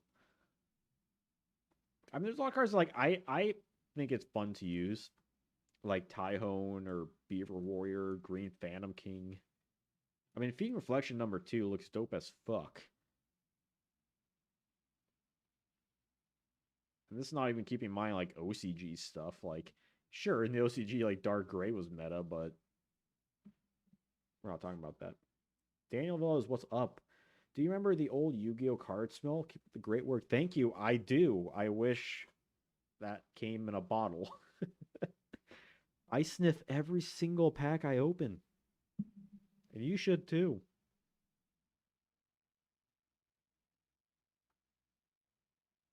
I mean, I think the list for the most part like is fair. I don't think we've really gone like back and forth on many cards.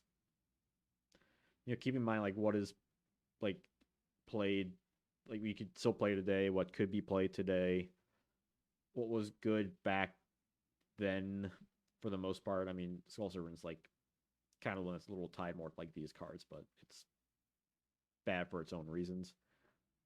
Um, what? Wait, what are you talking about, Shisha? You don't know the new Yu-Gi-Oh card smell? I mean, they still have like that they have that weird smell, right? Like these cards, I would say were like they're not the worst cards of the set. That's as like good as I'll give them, and then I mean, I could even see an argument for putting like Dragonus and Dark Fire Dragon like higher up. Or Firewolf, I think also saw play right as like a Insta-fusion. But like otherwise, like yeah. And these cards like obviously do just avoid at all costs if possible. Now some of these cards are kind of like the fusion ones. I could argue. Yeah, they have a unique smell when you open like a pack of cards or like a new deck. Anything that's like sealed in like the wrapping. They definitely have like you, like I don't know how to describe it, but it's definitely like a unique smell.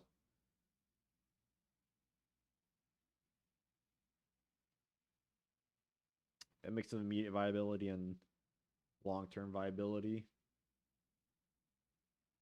Yeah. Like all these cards are instant fusion targets. Gaia could theoretically be using something. But like apart from that, apart from being like summoned from another card, like they're, you know, useless. In which it's more of the other cards strengthen these cards. So Metal Dragon, he can't be summoned off of like Insta Fusion and like other cards that can summon uh like his own fusion requirements stuff are terrible, and any other card that could summon him out just has, as far as like the meta goes and like the game goes right now, we just have better cards for, like Magical Scientist or like Ready Fusion. I think can summon him out.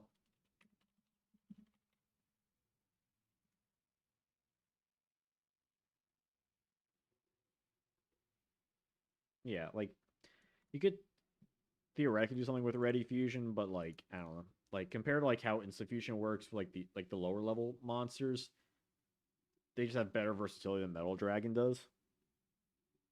Metal Dragon's a 6, I believe.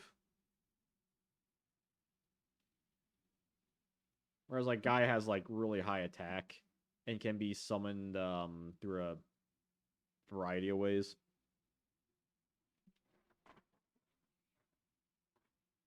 Yeah, what History of YGO was saying.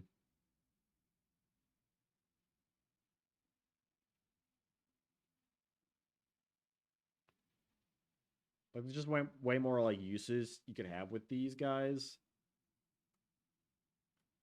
than with Metal Dragon. Even though like I will say Metal Dragon dope as fuck.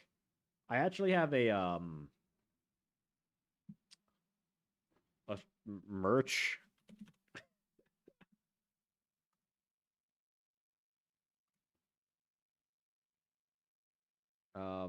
that I made. Can I like open up my spring?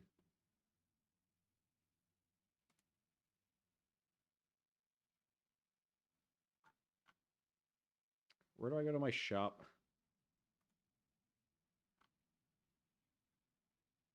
Yeah, I have like a sticker and a t-shirt on like my shop that I never like update that I made.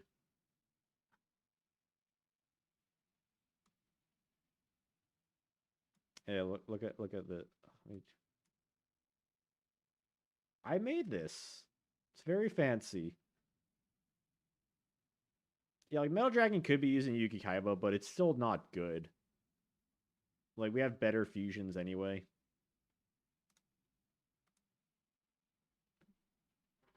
Yeah, cool art, not much else. It also has an appearance in Amazement Train something. It's like a Metal Dragon train, basically. But like, I would love to put Metal Dragon up, but there's not enough argument for him to be put up other than he just looks cool, and this is not based off of art. Because if it's based off of art, very different list, and that would be a much more subjective list, anyways.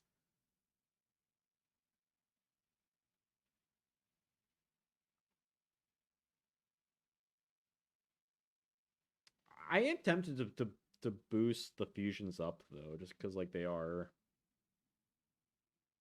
technically like useful.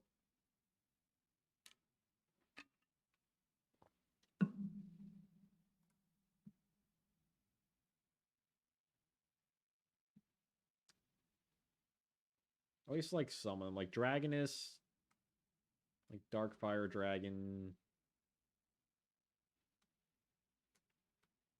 I feel like really just the worst ones would be like Flame Ghosts and Flame Warrior or Flame Swordsman.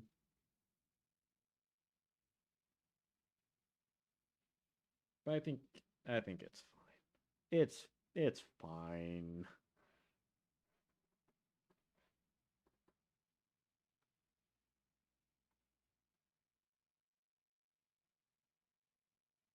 I know for like metamorphoses, like these Trubin might probably be down here too.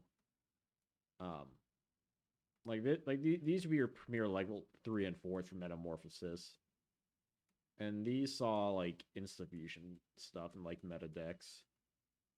I don't think Flame Ghost, Flame Swordsman, or Cherubin saw really things of like any use. Otherwise,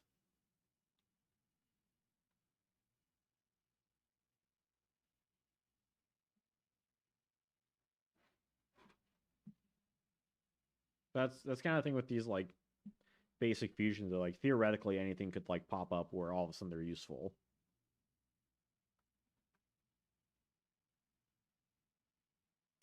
So yeah, this is the list here.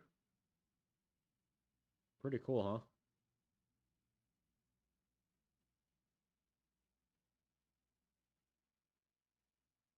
Got jams on the background, by the way, so I'm just like grooving to that.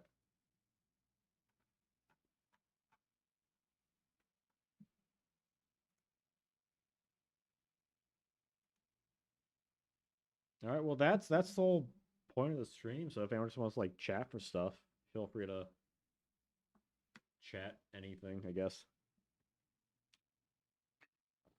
Yeah, I'm gonna try and do the Metal Raiders one next week. Probably like same bat time, same bat place, Thursday evening. I wanted to start this at like 6, but took a nap earlier. And I woke up a little late, so a little late to like cook dinner, whatnot. But I'm definitely excited to do the Metal Raiders one next week. I don't know like how far this I'm gonna go. If it's just gonna be like DM era stuff, depending on how like popular it stays, or maybe I'll do like GX stuff. I don't know. Like I don't anticipate to do like every set basically, because I can't imagine doing like 5D set and having like a good. Because you get a point where like there's just so much cards. Where did Raigeki go? Yo, go format. What's up? So I wasn't able to stay on your stream earlier, but stream myself. Raigeki is an S. GX20 would be GX would be funny. I feel like I could at least go through GX. I think 5Ds I would probably lose interest at that point. Oh, yeah, you definitely gotta have the S rank.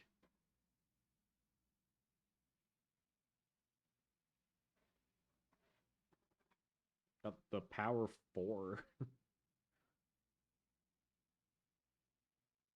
Oh, the one with the gigantic head. Have you seen the like I think his head just looks big like in comparison. Like what's the one like by what's the word? Perspective. Cuz I think his head's supposed to be like in like the foreground, right? Where he's back here, right? And his neck's like coming forward around. Whereas like an artwork like, this one, as I'm trying to like show.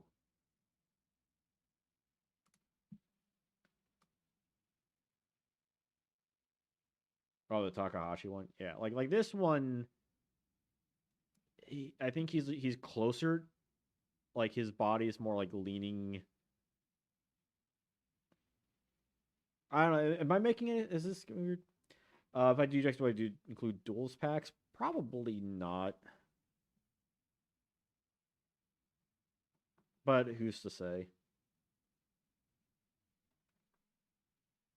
Yeah. Actually, this art right here. This was his first art in the like the actual game. This was the starter box art, which was his like first release in the OCG. I gotta say, I'm not a big fan of the tablet designs for him in Dark Magician. I hate that that's the one like they keep reprinting. It's like they want to reprint the most like basic looking ones. This one, like he looks tiny. I don't know. It looks like he's like really trying to fit inside the box.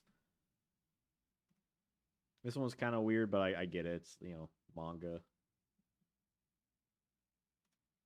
This one, I like the gold rare of this one. I think it looks kind of pretty. Like when he's actually a white dragon and not blue. It's not Blue Eyes Blue Dragon.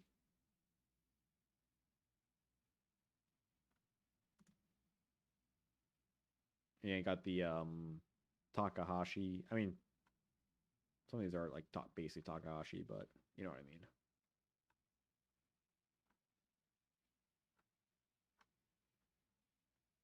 The hell is this?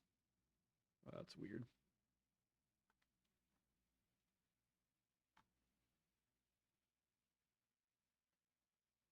Ugh, right. Well, I anticipate that they're gonna have a secret rare Blue Eyes at some point because they did have like in the Streets of Battle City they had like the Dark Magician Girl, and Summon Skull and Red Eyes. So I feel like they're gonna have the classic Blue Eyes at some point. Because yeah, I'm not a fan of the tap designs. There it is. Yeah, standing on the tower with like the moon. Yeah, this one's pretty badass. The Takahashi signature. I like to collect the Takahashi cards. That's too bad. You think they'd include like all of them as like a special thing? The hell is this golden Blue Eyes custom made? That's kind of slick. Only for $10 too. I mean, it looks like they just put like a chrome filter and colored it gold. Like I could do that in Photoshop.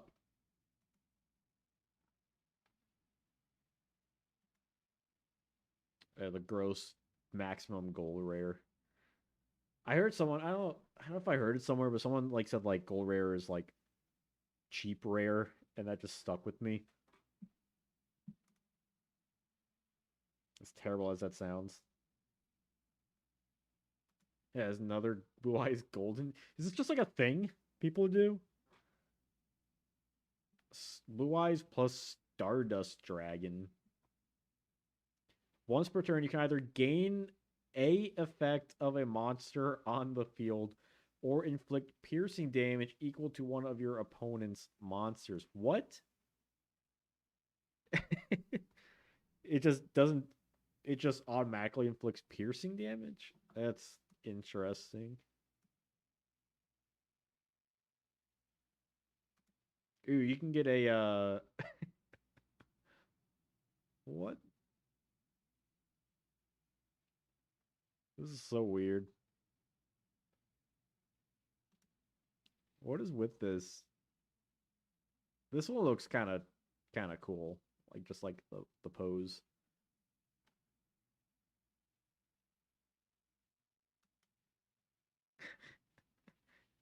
He looks skinny in this one. Look at this though. A vinyl figure.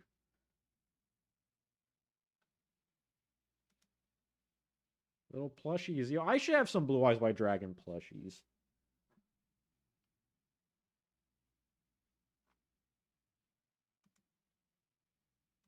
How much does this cost?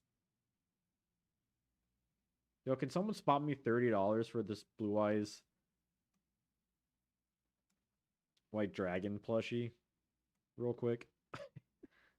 Look at this. It's adorable. Can I buy 3 and have someone stitch together the 3 heads?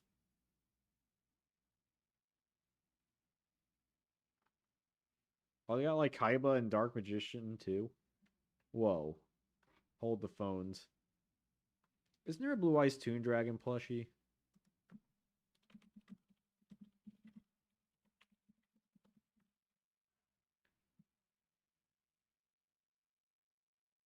I can get on like eBay or yeah. Well, that's a lot of money.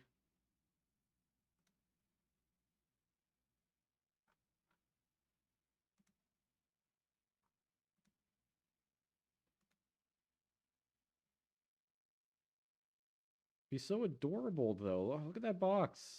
Toon World box. How much does this one cost? Okay, this one's cheaper.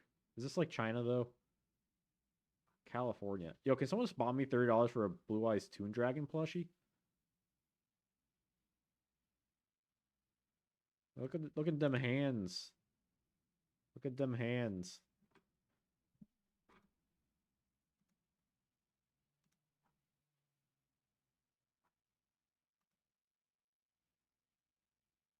Oh, these are fun.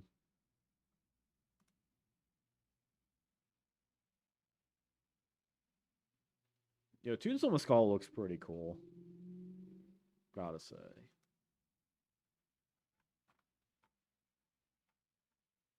Oh, you get Scapegoat plushies? Only $69. That's a steal.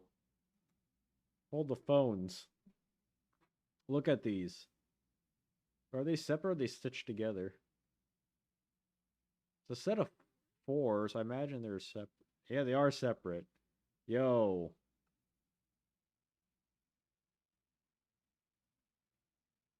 Am I the only one seeing this? Just looking up Yu-Gi-Oh merch. That's pretty fun.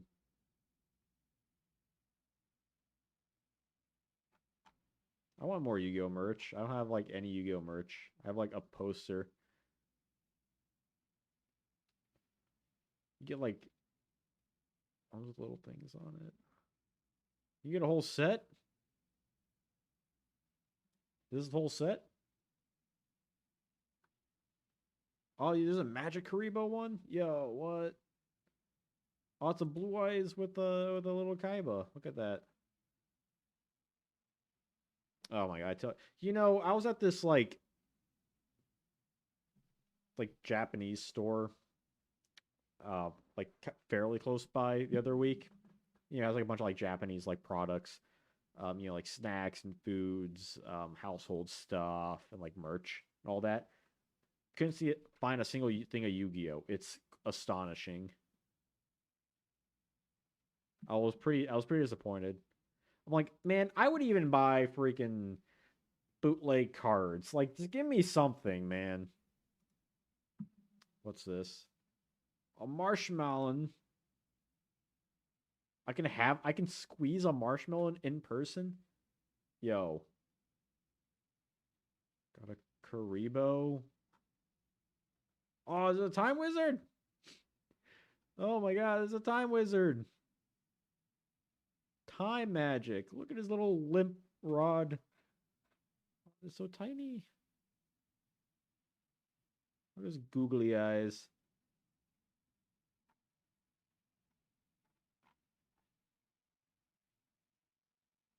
So what else can we dig up here? Fans are also hard carrying merch. What do you mean like hard carrying? Oh, Exodia.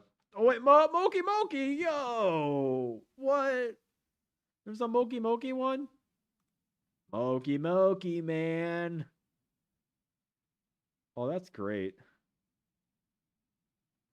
I want a Moki. Someone spot me $60. Look at this.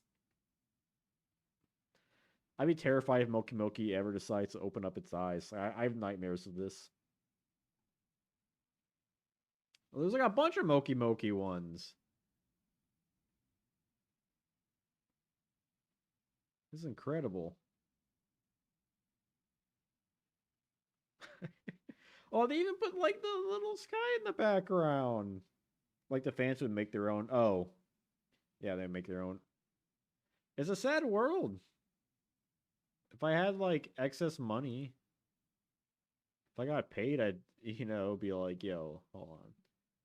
Like, I think a dream, honestly, would be like to have this Yu-Gi-Oh channel be like a legit thing. You know what I mean? Where I can just have like make enough money to have like a room with just Yu-Gi-Oh shit everywhere to like show off to you all. Red Eyes, there's a Red Eyes one. A little hard to tell. I guess that's Red Eyes.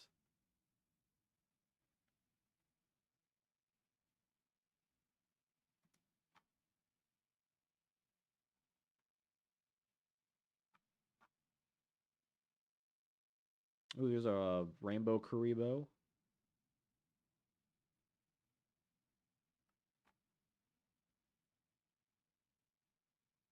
I mean, SH Monster Art like is coming out with a bunch of Yu-Gi-Oh stuff too soon. Got that like Red Eyes and Blue Eyes announced. Magic Karibo is kind of cool. What are these? These are slippers. Scapegoat slippers? Slippers? I never thought I would see scapegoat slippers in my life.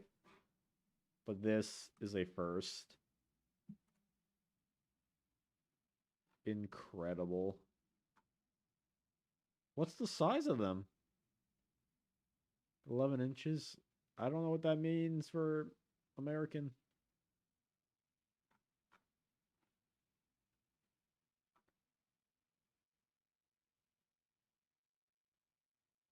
Probably too small for me, though. That's hilarious. Better view of this. Almost unused.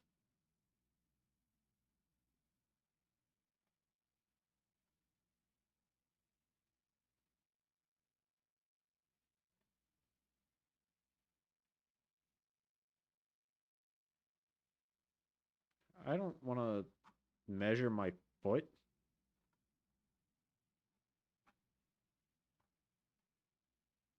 Oh, look at the sleeping ditto.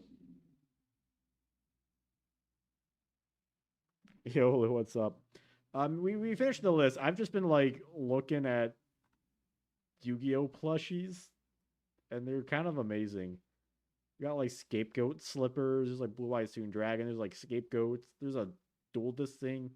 It's a napping pillow you can put on your arm and nap with it. I could just like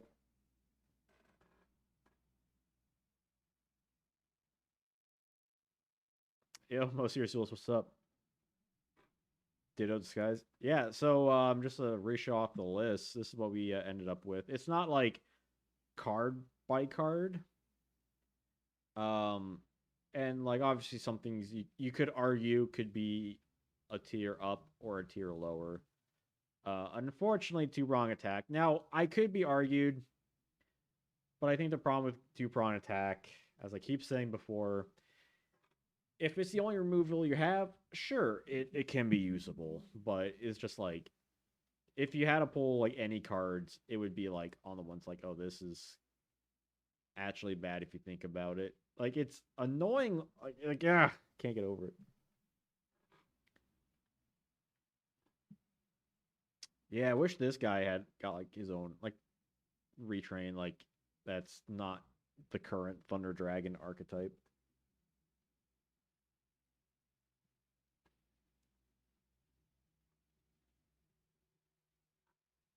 This is generally list. I think as overall it's a good list. So I'm pretty happy. Again, like there's some things I could argue, but we'd also be here like all night if we were like arguing with all that.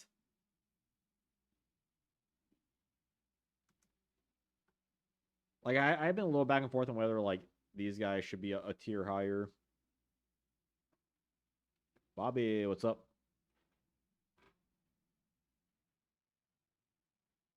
But definitely next week though, next Thursday, probably roughly same time, we will be doing the Metal Raiders tier list. And Magic Ruler and so on. As long as people are like still interested in it and people like joining for the stream and whatnot. Yeah, Fisher's really good. He's using gadgets.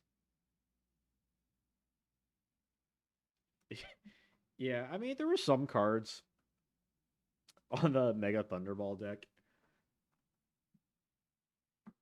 I suppose you could do like a sprite stuff or like Thunder Dragon stuff with it.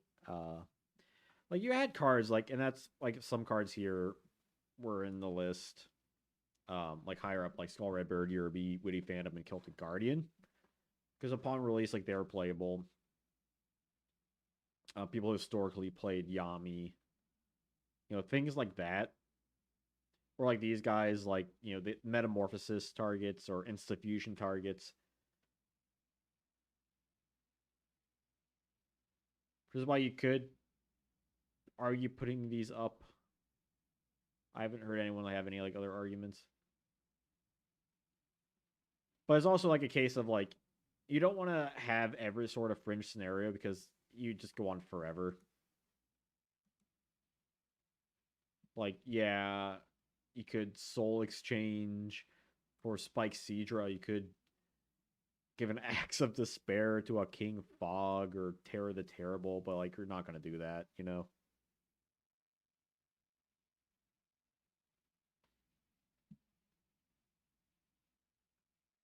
like there has to be a alliance drawn somewhere, as well as me not including OCG or speed duels into it. I honestly wonder if two prong attack would be played if it was in speed duels.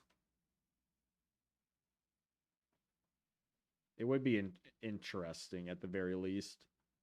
There's not many like removal cards kind of like that. Like we don't even have Fissure, right? Just have like Offerings to the Doomed. Like things that really have drawbacks.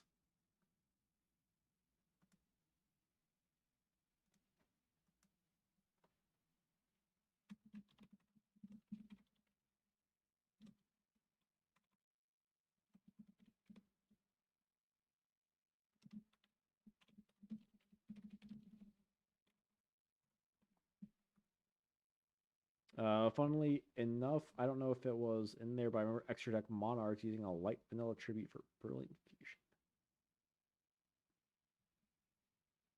Ah, I feel like I remember someone talking about like Monarchs.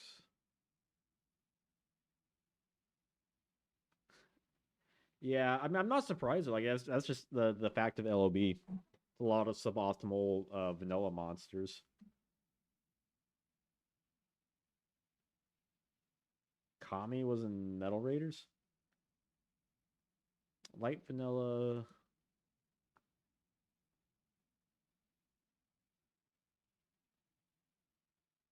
Yeah, I don't recall.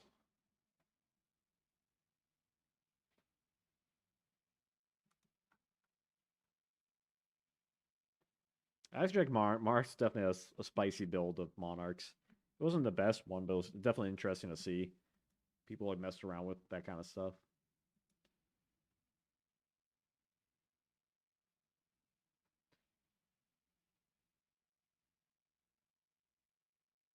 Yeah, because this obviously like isn't like 1-to-1 with my like worst cards list that I made that came out last month. Basic insect does have one use. I mean, sure, but you're never gonna actually play it though. Like if you're playing like a good insect deck, and that's like saying Petite Angel could see play in like a Herald deck.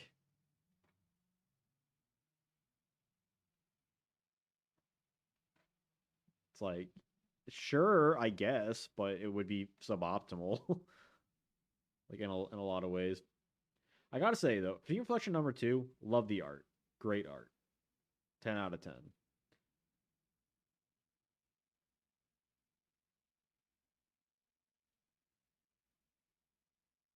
I wish Dragon Capture was better. I wish both these two cards were better. I wish this one actually like stole dragons, where this one could like target face down like Dispel. Like I legit thought for the longest time this was basically just Dispel, but for traps.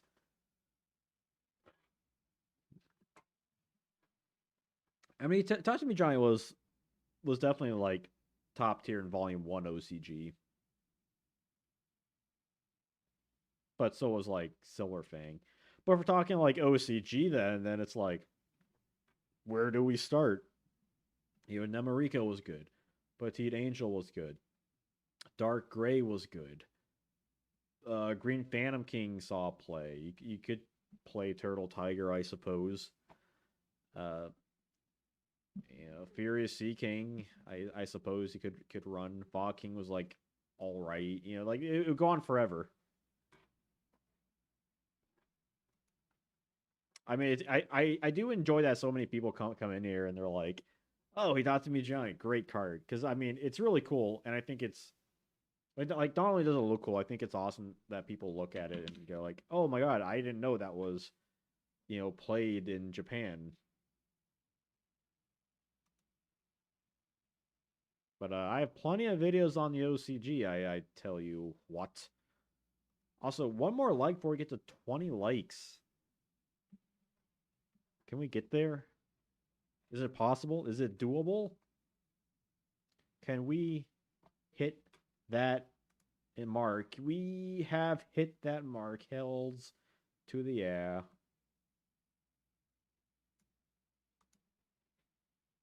You didn't like it before? What do you mean?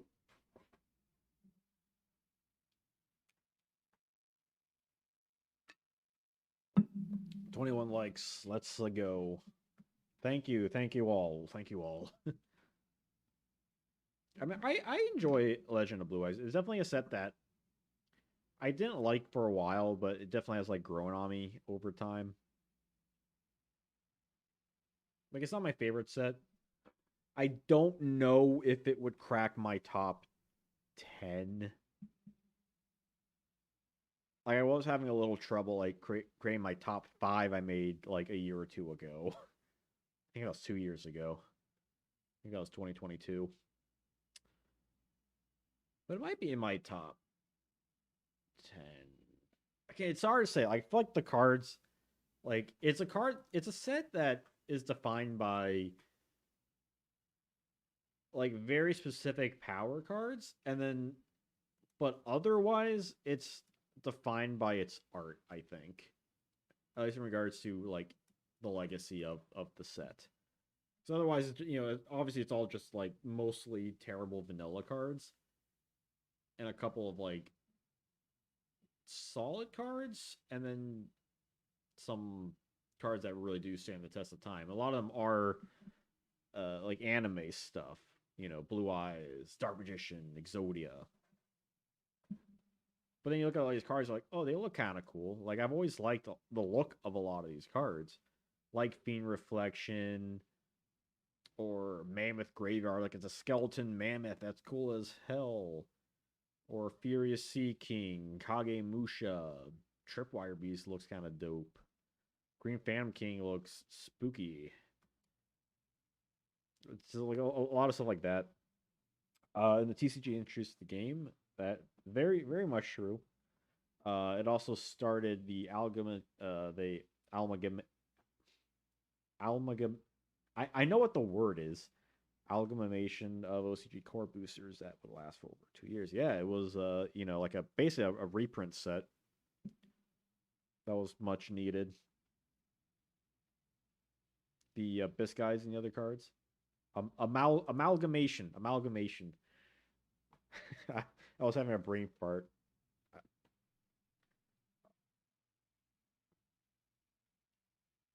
Brain fart all day. Hey, I have been editing like all day. My brain was like fried by the afternoon. Yeah, actually, I saw the Yu-Gi-Oh anime when it first premiered, like the Saturday morning it premiered, but I didn't pick up the the game in March. I first played it in May, and even then, like I never picked up LOB like the set, like a pack of LOB until probably July, maybe August. I don't exactly remember. Sometime in the summer of 2002. It was like that and Metal Raiders. So it's not like this set was the first thing that introduced me personally to the game or to the card game alone. But I did pull a Skull Red Bird though when I did, which was pretty slick. I kind of wish whoever made this list put like the actual like set cards. And when I do eventually, hopefully, catch up with my Yu-Gi-Oh history series, I would like to go through the DM era again. Just do like a I don't know what's the word I'm looking for. Like a like not remastered, but like a redux version of that era. Because I definitely feel like I didn't really get my groove in the history series until GX era.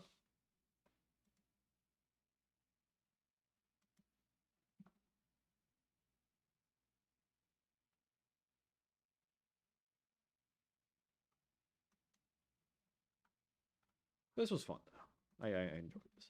I took a nap earlier, which in retrospect, I probably shouldn't have because that feel like that messed up my sleeping schedule. Oh yeah, there's definitely a lot more information, and like I'm also like way more like knowledgeable like about it all too. I mean, obviously I did my research and stuff, but it wasn't like too much like in depth. Like I did make an LOB video like after the fact, like like not like immediately, like it was a little bit later, just so I can like cover that a little more in detail. And even like like the Android Yada, for whatever reason, I was like, this is just like one format. I'll just do that. And it's like, yeah, they should have their own things. So like 2004, I was like, oh, let me try and fit this all in 1 year. That'd be kind of interesting. And like when I look back at it, I'm like, I like barely covered that. It's kind of ass. Just want to say thanks for the stream. And thanks for the early OCG history vids. Everything I'm looking forward for a little while back. Oh yeah, no, you're welcome. Actually, I have an OCG video come out this month. We're continuing my Yu-Gi-Oh OCG series. The plan is for the 21st for episode 2 for that to come out. and that will be like a monthly recurring thing alongside the like my normal Yu-Gi-Oh history series.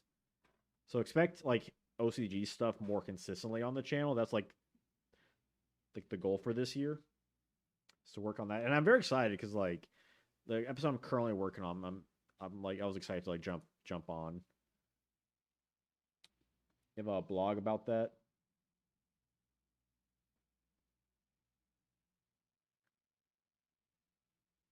In regards to the OCG or something else. Um, but yeah, like, I'm happy that like so many people like go to my channel like for the OCG stuff. It's not something I like. I just wasn't sure exactly what you're referring to. Um, but yeah, no, I'm like, it makes me happy that people come to my channel for like OCG stuff, even though that's not what I intended the channel to like focus on at all. Honestly, when I started doing Yu-Gi-Oh content, I was kind of doing whatever, and eventually like leaned. It was originally kind of like speed duels and like Yu-Gi-Oh news with like some history stuff in, and eventually kind of devolved to just Yu-Gi-Oh, like retro Yu-Gi-Oh, and now it's like I want to give like the fans what they want, and they all clearly want like OCG stuff since no one's really doing it like level of like research like that I'm doing it at. And like I enjoy it. I think it's fascinating. I like learning like more about it anyways.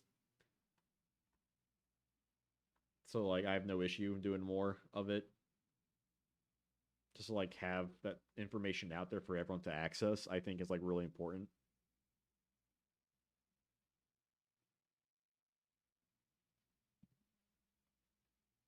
So more information for like retro Yu-Gi-Oh, the better, because Konami's doing a terrible job with it. Let me tell you.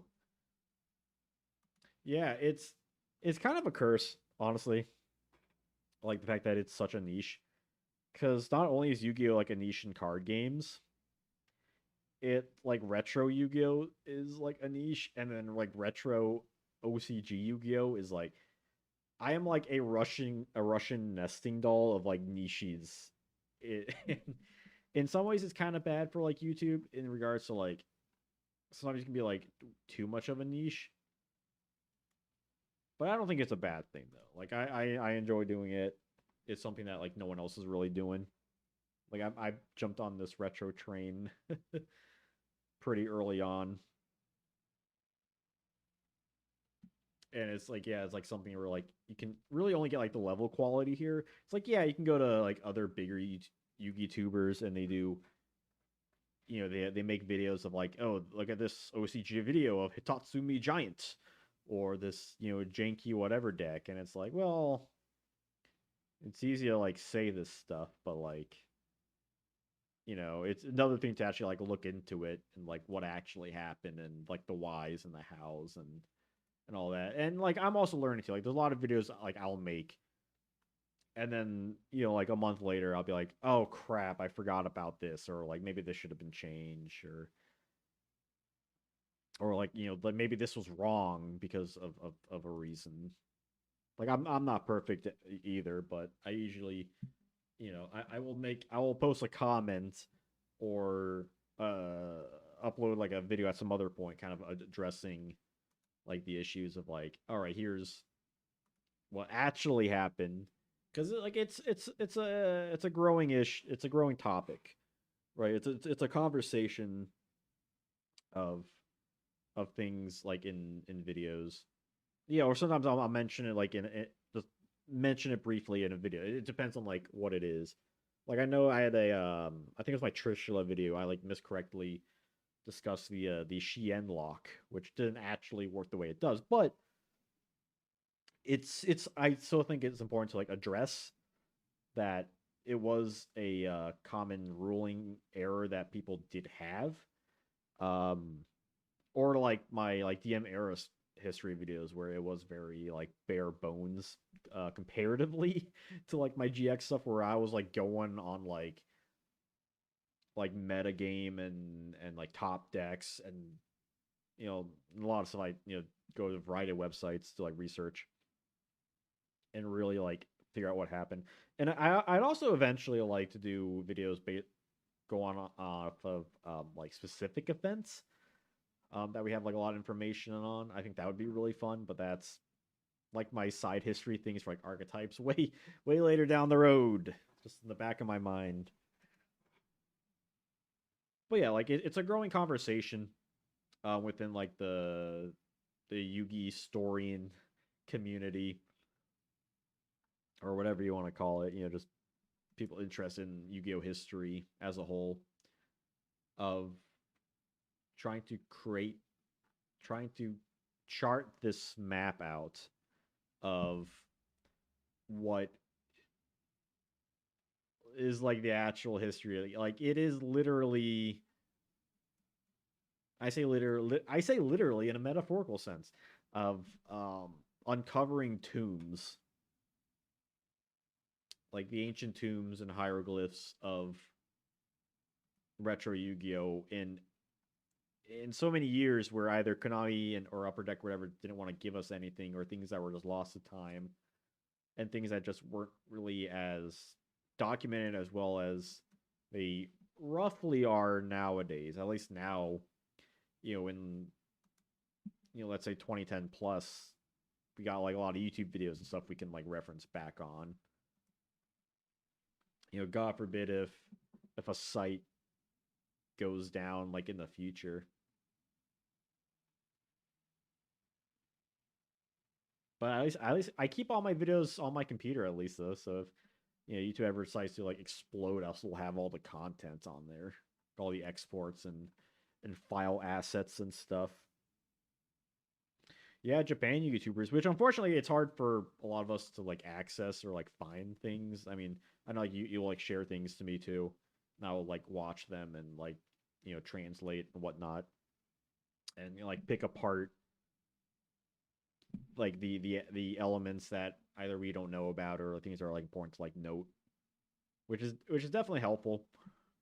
Or even just like having videos of um, products that we didn't really have much like good quality uh, resources for before, like the um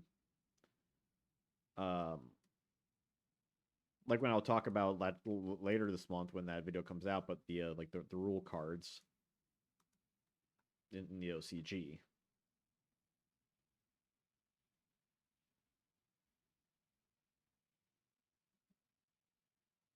And also it's not like the majority of people on in my demographic is going to be watching these like Japanese videos, and like this is made for like obviously the English audience. So I can't speak for everyone, which is another important like aspect of like the Janjo zone just as a brand. And eventually I'll make a book of everything, but that's I feel like I'm always like, oh, I want more information on it first. And I feel like that's like the inevitable issue. But I would at least like to do everything like DM era stuff. I do have a like a like a 5Ds era video I made that's probably going to go up maybe the 14th, maybe the 28th, one of those two dates. Just like a topic I just feel like talking about, which that would be an interesting litmus test of people's interest. I don't know if I even use that term correctly. I mean, I just love talking about this shit. So like, I could go on forever. All this Yu-Gi-Oh bollocks. Unfortunately, it's not my full-time job, and in fact, I barely get paid for this. I may get some money like every couple months, in which that's usually like saved up towards something. But maybe I'll do more like donation goals. Patreon used to have goals, but they took those away, and that's unfortunate.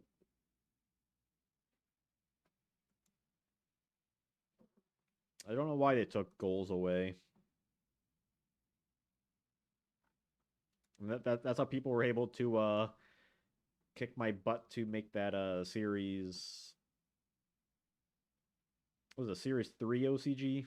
Or no, Series 2 OCG video, I believe. That was like the Patreon goal for a while that people eventually met. Because it was a case of like people wanted me to make the video. I'm like, all right, you want me to make the video so much? Go ahead.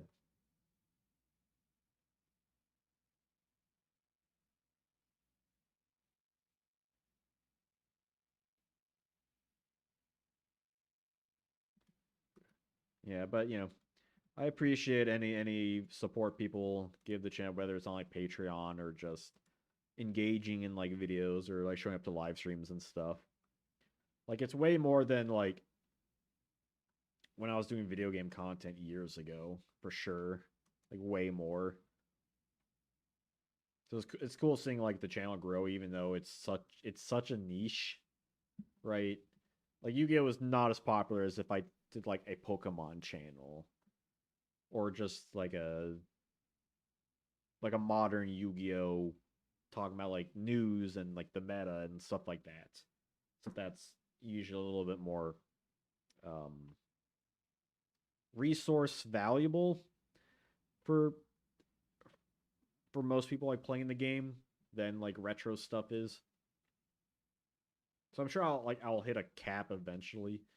But it'd be kind of cool to be like, the first retro Yugi tuber to make it, though I highly doubt it. I don't expect anything, honestly.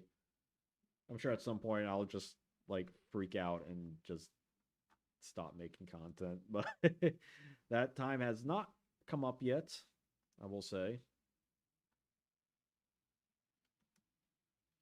As I currently am enjoying it, though I am slowing down a little bit so I have more time to make like nicer content. I mean, there's also like the argument of like what is making it. Um, a lot of those subs came from this like dumb meme video I made like years ago that's like no longer um like public. But like the views and everything are definitely like increasing. Like the subs is slowly but surely going up. It's very like up and down. Like there's a lot of like, especially the last like 6 months, honestly, except for like a couple small periods, it's mostly like fairly stagnant. Like it'll go up, go down, it'll go up, go down, and it'll be like stagnant for a while, and then maybe like at some point it'll see like a boost, and then it'll kind of like, it's a I would say it's a healthy growth. It's not super fun when I look at like my sub count and it's like, you know, barely moving, or if it does move, it could sometimes it's maybe by like 2 subs or it goes down 2 subs. Um, but that said, like YouTube really isn't about the subs per se. At least in terms of like analytics. I mean, it'd be really cool to get one of those like play buttons. Uh, unless I start doing a bunch of collabs with like big tubers, but they don't. It's not like in the grand scheme of things, I'm still like a small channel. Like a big thing is like engagement. Really, like that's like a big thing. Whether it's like liking, commenting, a variety of things. Um, so like it's that. A big part of growing really is just like subscriptions, like memberships and Patreon. That's probably like the best way to like support people, because again, like what is considered making? Is it like, can I do this full time? Does it, like, am I just like content? Am I getting like personal fulfillment? Is it making it as in like I get a certain like self-established, like, all right, I want this because like I want like this many people to watch it, and this because honestly, like one goal I've been really wanted to make anyways, is just like having my videos hit 1,000 views within the first 24 hours, and I'm not there yet. I saw because of your OCG history videos. I like learning about the growing pains of the game in the early days. Yeah, a lot of people do, and I hear that. I hear that, and that's why I'm going to be making like that's why I've turn that one volume one video into what's going to be like that Yu-Gi-Oh CG series, because people keep asking for OCG stuff, and this is like, and like obviously like the normal history videos just take so long and so much research to make. It's like, well, this is a way that I can do OCG stuff monthly, also giving that like history feel. And that's what I should be focusing on, because like a lot of videos I make, like a lot of the side content is like hit or miss. Sometimes they surprisingly do really well. Sometimes they do horrendous. And you know, like when you spend a lot of like work and effort and like love into a video, and it's like, you know, barely cracking 500, it's like, yeah. When you have other videos that do hit 1,000 like fairly quickly, you know, like videos like my Duelist League video, you know, I spent a lot of work on that thing. Like, comparatively, hasn't got like a ton of views. Like, it's still under 1,000 views, and that was uploaded about a month ago. Which, but I get it though. It's like it's a more bizarre topic than like other, like it's like an etc. under the umbrella of like my history videos, right? Like it's still like his history and it's unique stuff. And I wanted to do it because it was like the end of the year, and it was like I had 1 month before I do like my Zexal era stuff. And it's like I get it, but it's like when I like post like a random video and like it's like all of a sudden like people watch it. Like I can't, I mean, I don't know exactly what people watch or stuff, but I feel like so far OCG stuff is somewhat safe. Look at my blog when you get the chance. The link's a bit up the chat.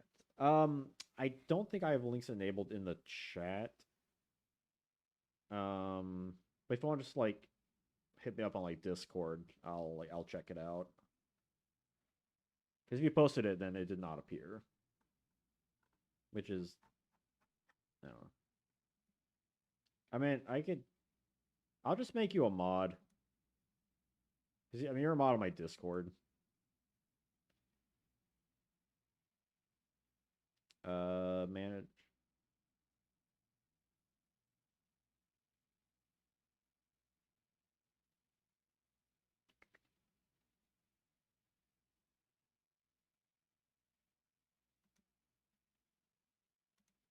Yeah, I'll make you a standard mod, I guess. Since you're a mod on my Discord. There's also the YouTube algorithm is dumb as fuck. Oh, it's so dumb. Like that's why I really appreciate like Nick, like how much like stuff he knows. Like I know he normally sits on a throne of lies, but when it comes to YouTube stuff, he is a quite the genius for that. But yeah, like, YouTube algorithm, like it is the ocean. It is a cruel mistress of the sea. Like it's hard. Like I really wish YouTube just told people what the fucking algorithm was, and people could just make you know, if they want to gear towards that, they can gear towards that. Play the kick game. If people are mad. But yeah, like it's always hard to. It's always changing. Like if it's watch time, like retention, which I think retention's like the big one currently. You know, it used to be just clicks, but that's not the case anymore.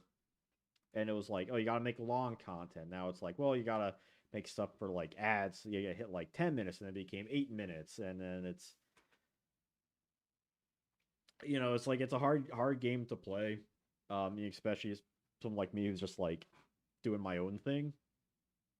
I used to be with Screenwave Media, which I don't know if any know who that was.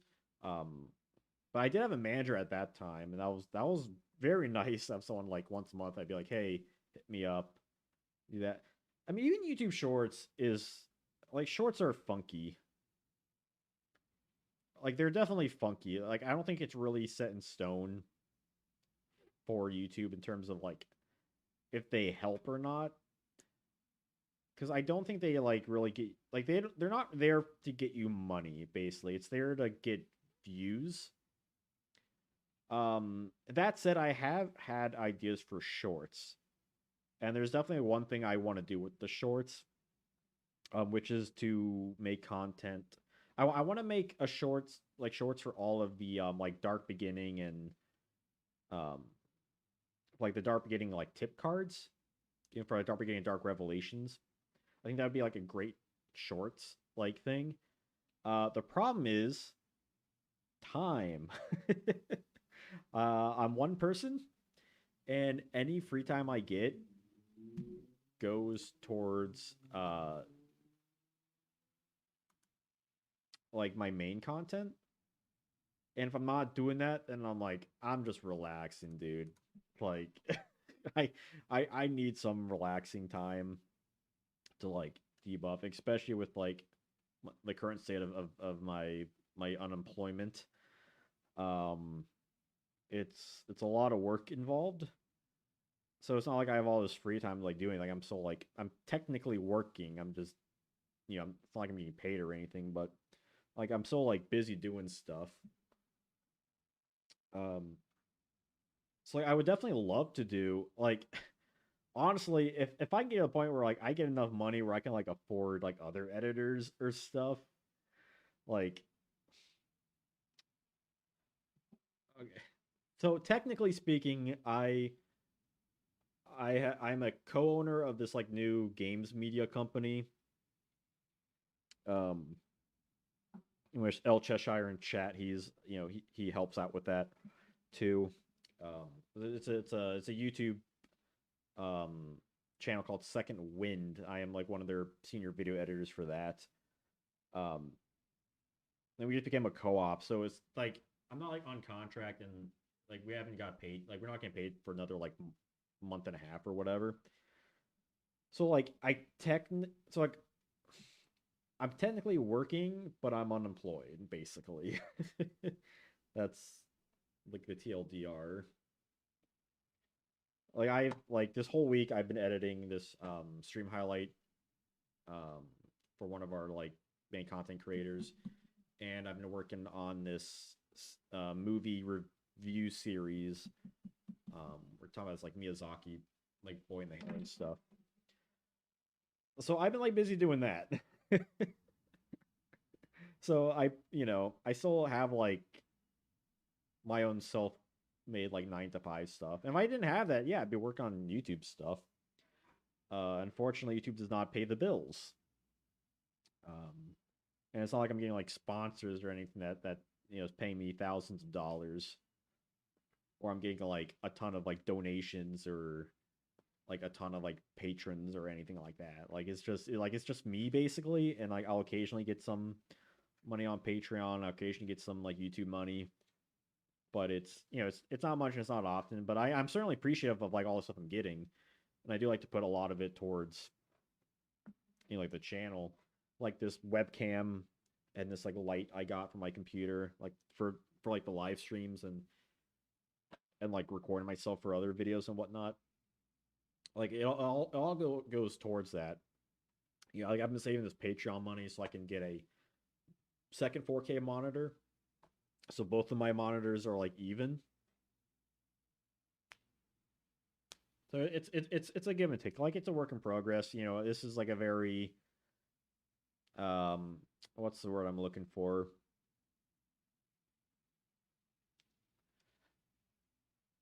What's the word?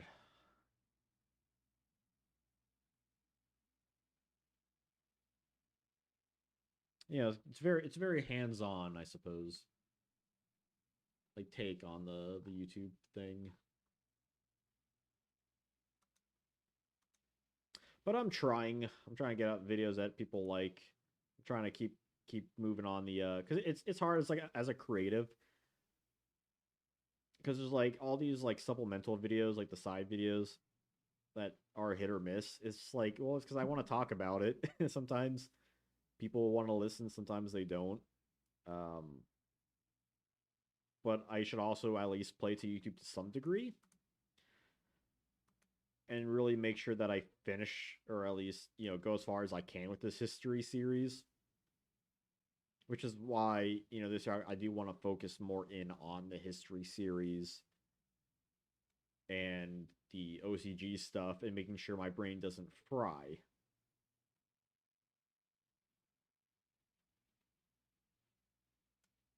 And of course, if people have like good ideas for videos, I may like throw ideas around. I used to do a thing for a bit where I would put like polls up of like video ideas and see what people were like thinking about. Because I know at one point I was going to do a Lost Millennium video, but that one I think on like two different polls people weren't really like hot on. So maybe that's like a thing I can do. But I also like surprise people with stuff. But maybe that might be like a better way to go about it.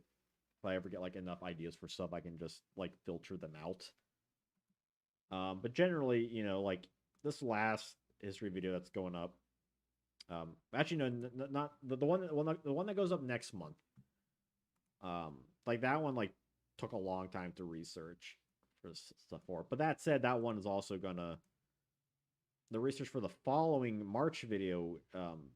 That one should also go like significantly quicker though, because I kind of did like two videos worth of research at once, which probably ran a bit. But like editing, I've like streamlined, so I can do editing a lot quicker too.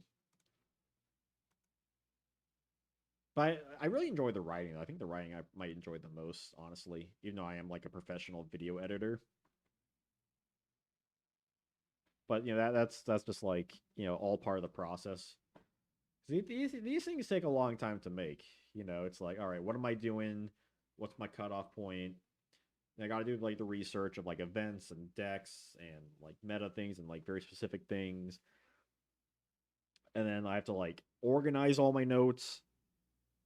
And then I'm like, okay, what's the story of like the format?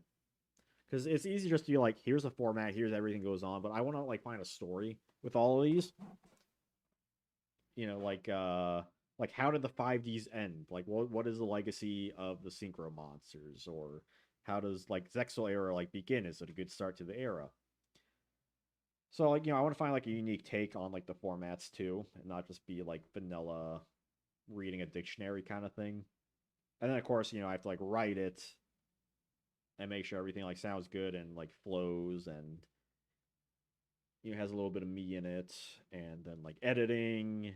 You have fun with the editing, and it's a whole process basically. Uh, that I think makes my Yu-Gi-Oh history series like really unique comparatively to like other people. And I like to think that anyway. I don't know how like other people like think about it, but I mean, it does all right in views, but it's like it's my main series, so it's like I'm gonna continue on like regardless. It's not like honestly, like view wise, my history videos are like okay. Like a lot of times they're OCG aside, like they're usually like like mid upper mid, which is fine as long as they're not doing like horrendous. I'll be happy about it. Consistency is the key, I think, in terms of like YouTube, like in general. Like as long as you're consistent, I think you'll be fine. And that's the problem with like a lot of other people's like channels, like smaller channels and stuff, is that it's not like consistent. Like they'll like it's consistent in like quality too. Like a lot of videos will be very like they'll upload like some like really great videos and then just like stop uploading for like a few months on end. And like in YouTube, like you just can't do that. Like you get a very short window of like leniency on YouTube before YouTube like kicks you out basically.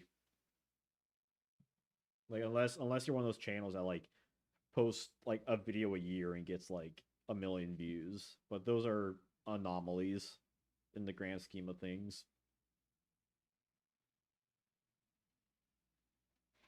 And I do not think I am one of those channels.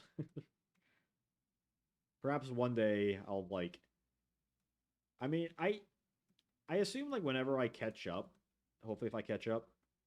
Yo, and I'm just Alex, what's up?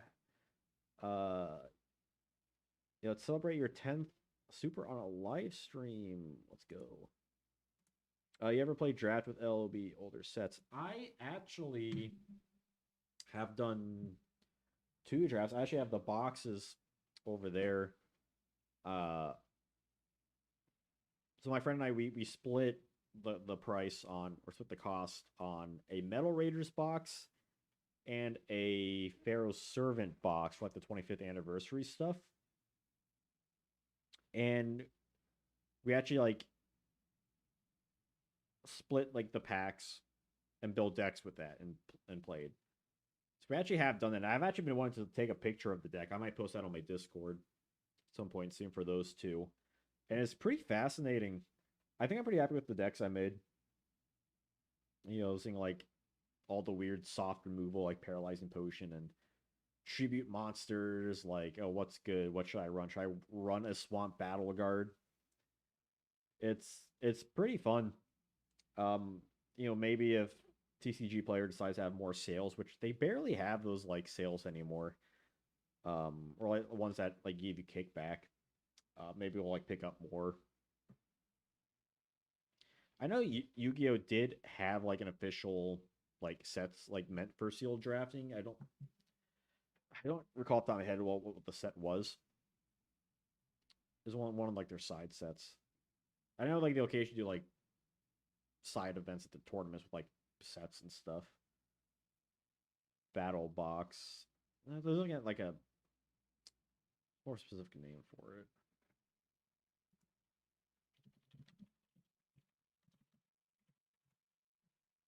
So the battle box.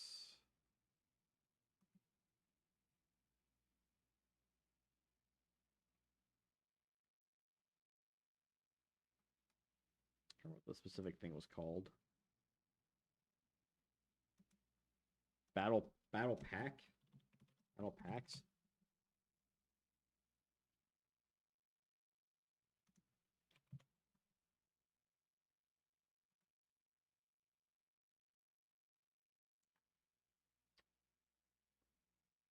Maybe that was it.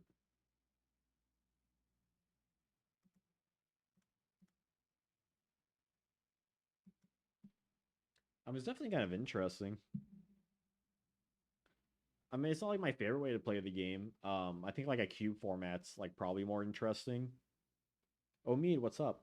Your channel has brought me back to making IRL decks again with these old Yugi Kaiba format cards. Thank you for reigniting my love for this game. Hey, thank you. Thank you for I mean playing getting back into Yu-Gi-Oh. You know, when I was like first getting, finding about these like old school stuff myself, it's like, whoa, these exist. And yeah, there wasn't like too much on it, but it still interested me. I think that's like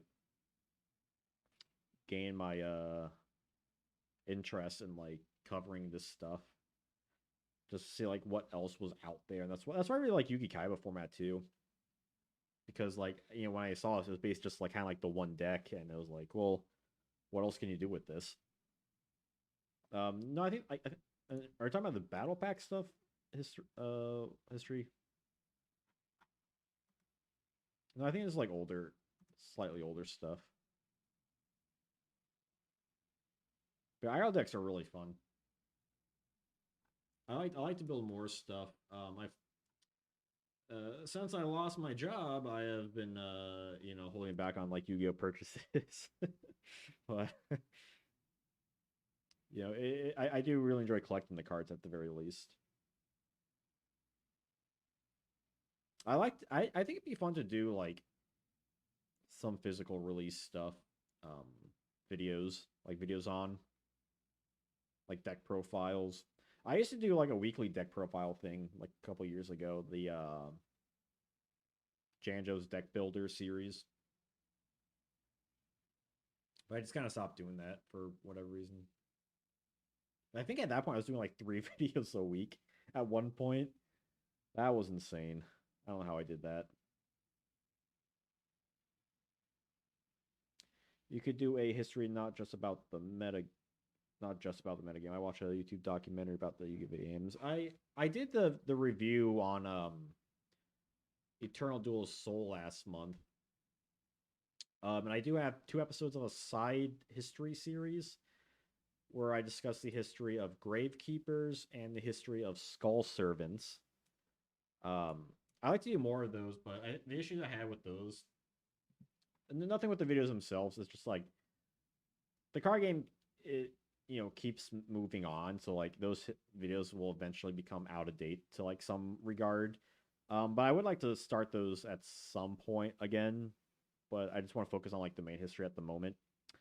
The video games I do want to cover, but I think I just depends if like I have to like play the games first. So I'll probably like stream those at some point, as I feel like streaming them, and then do like a video about it.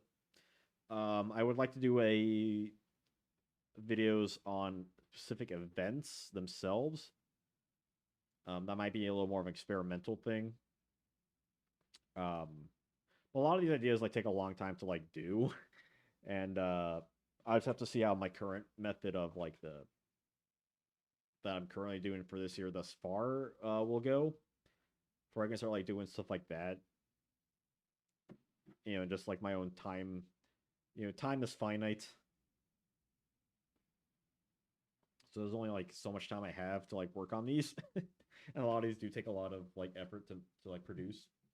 There's like research, writing, voicing, and editing, and like I do all the graphics on my channel too, like all like the thumbnails and everything. Like I do everything. See a video on the first ever Yu-Gi-Oh tournament on the Game Boy. So it's not like focusing on that, but I do. So the next Yugi OCG video, which is planned for the 21st of this month, will discuss the DM tournament in the OCG. Not like super in depth, but I will discuss that later this month. Yeah, the video games. I mean, people enjoyed the like when I was streaming Eternal Duel of Soul, and like people like the video. The next one I plan on doing, which I don't know when I will, but the next one I plan on doing would be Dark Duel Stories.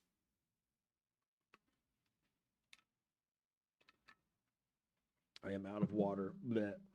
But yeah, that's the one I plan on doing next whenever I get to that.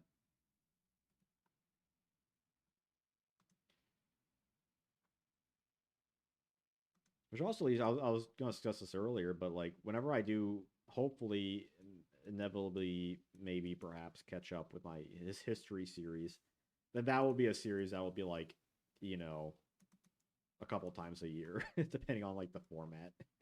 But when that happens, that'll give me way more free time to work on other things, which is kind of like a little of a curse because like, oh crap, I started this like giant series that I feel obligated to finish now, which I guess is good in the way it keeps me like going to like making stuff. But also it's like, ah, that's so much I have to do. Which I did 5Ds in a year. I'm just starting the Zexal era, so who's to say? Who is to say? I'm already like 10 years in. What's another 10 in like the Yu-Gi-Oh history? DDS is so funny. I loved making custom cards back in the day. It's really jank. That's the first Yu-Gi-Oh game I played because my friend growing up, he had that game, and it was like, how do I play this? What is this game? The interviews with Blasting the Ruins guy was great. Yeah, he was actually in the chat very briefly earlier. The most serious duelist. Yeah, I don't know if I'm going to continue on in the zone podcast because like I really enjoy doing it, but it is work doing, and like no one watched it basically, and it's like really depressing to see. I made these like 4 videos, and it's like the last one got like a good chunk of views, but the first 3 were like struggling hard.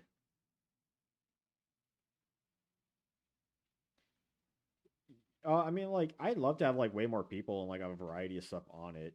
Um, but I think it's just a case of like people wanting to watch it, and I don't know if people want to watch it. Like if I could track down that person, that'd be great. But like a lot of the like bigger people, um, I mean, a lot of the bigger people is like they're just already like so hard to get a hold of. Have you tried streaming the podcasts? Um, I mean, maybe it just I think a lot of it depends on like everyone's like schedules. Um, and like they are edited, right? Like I do cut out a lot of like the fluff and stuff to make them like the most audibly appealing to people. I cut a lot of like the dead air and a lot of the like ahs and ums and to make it flow. Or if there's like bits that like we're discussing that maybe someone wants to like cut out, or maybe I don't think like really works in the video because it's just like we're talking about something that's like really like unrelated to like the question or whatever that like doesn't add anything. I think like the podcast would, I guess my fear that it would be too like meh. That makes any sense.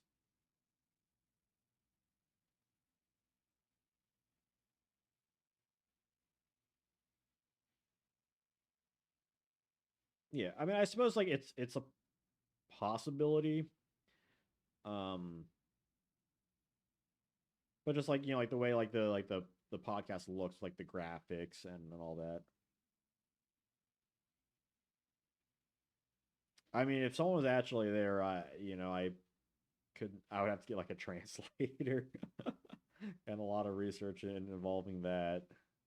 Yeah, just try and track someone down, and be able to like do all that. Yeah, I think the problem is though, like a lot of people too that would be like interesting to like contact are just like not available,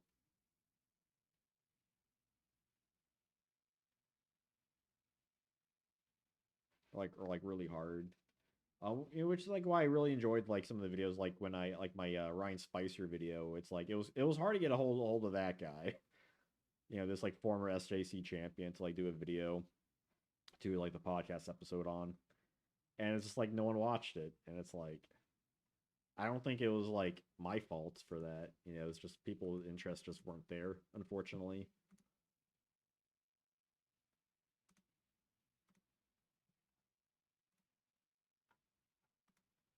I mean, I would like to continue it.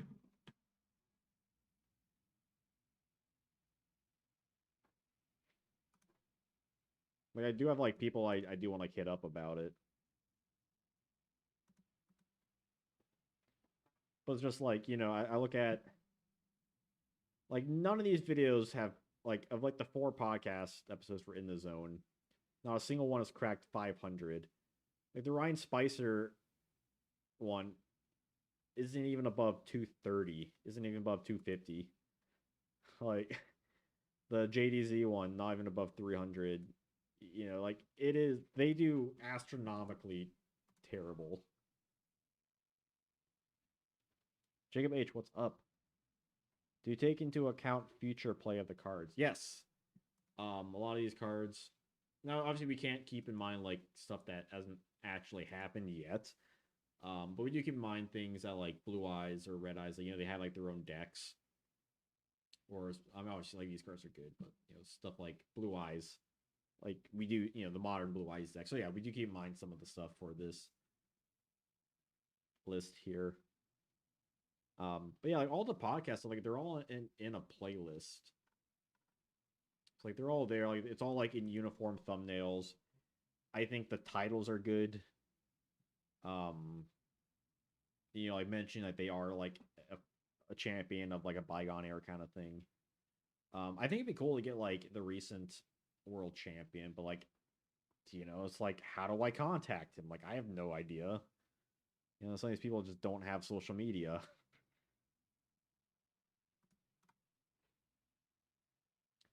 Do you watch any other YouTubers? Got any favorites? I don't watch like big YouTubers anymore. Like I did before I was making content.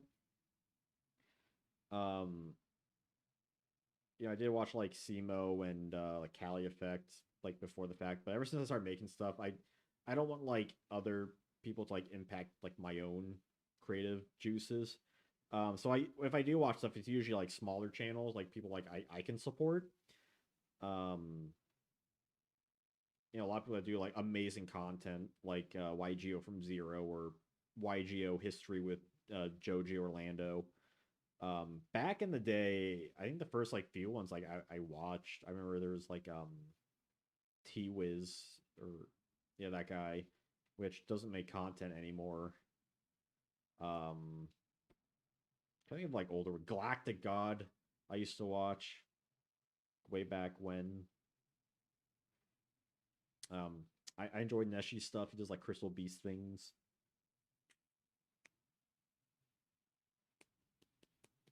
I mean, like, yeah, I don't watch like a ton of like big YouTubers. Like, I don't watch. I can't say the last time I watched like Simo or MBT or Cali Effect or Team Samurai or like any of these people. Um, I'm not in their circle or anything like that.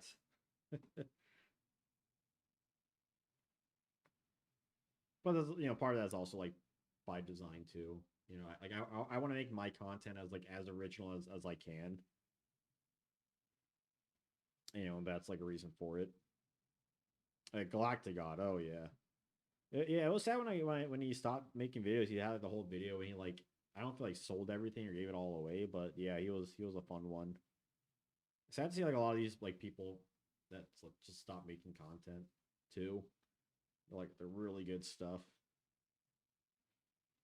I don't know if I'll be making this content forever, but I certainly enjoy making it. So as long as like I don't like explode on it. Like I tried hitting up like Joji Orlando for podcasting like on Twitter because like I can't email him or anything like that, and it's just like if they don't respond, they don't respond. Like I think it'd be cool to get people for it, but it is also a case of just like unless they're like really big people, it's are people going to watch it? And like so far, the answer has been no, which has like kind of been a shame. And I really want to like curate the guests for them. It's like I don't want to get just like I could get like some other people from like Team Overdose, like through like Anthony Alvarado, but I don't want it to just be like the Team Overdose podcast.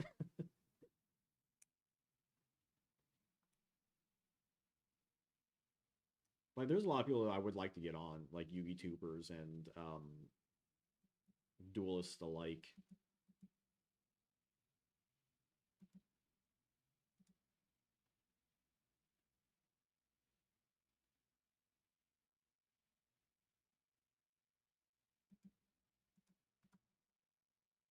Holy crap! Well, I was paid 3 hours. Not expecting this to go this long. Thought this would be like a 2 hours max. But I've just been like talking and chilling with everyone, which is cool. I don't mind these kind of things, especially since we did like honestly, I feel like the tier list itself went way quicker than I was anticipating it to go on. Are you going to be ranking more sets in the future? Yes, I think. I think this went pretty well. So I think next week, next Thursday, uh, roughly around the same time in the evening, probably doing Metal Raiders, and then we'll see from there. I think. So I anticipate if this did pretty well, I expect Metal Raiders to entice people to watch. Which my the deck building stuff I was doing for a while does not, but sometimes I just gotta throw an idea out there. Yeah, yeah. Uh, yeah. Thank you all for joining by. I think I'll just call it here. Hit 3 hours. I just been talking for the last hour straight. My voice is like, eh. But when it comes to Yu-Gi-Oh, I could just talk about this stuff just forever. I suppose. But yeah. Next, so again on my Patreon, I have the first Zexal era Yu-Gi-Oh history video.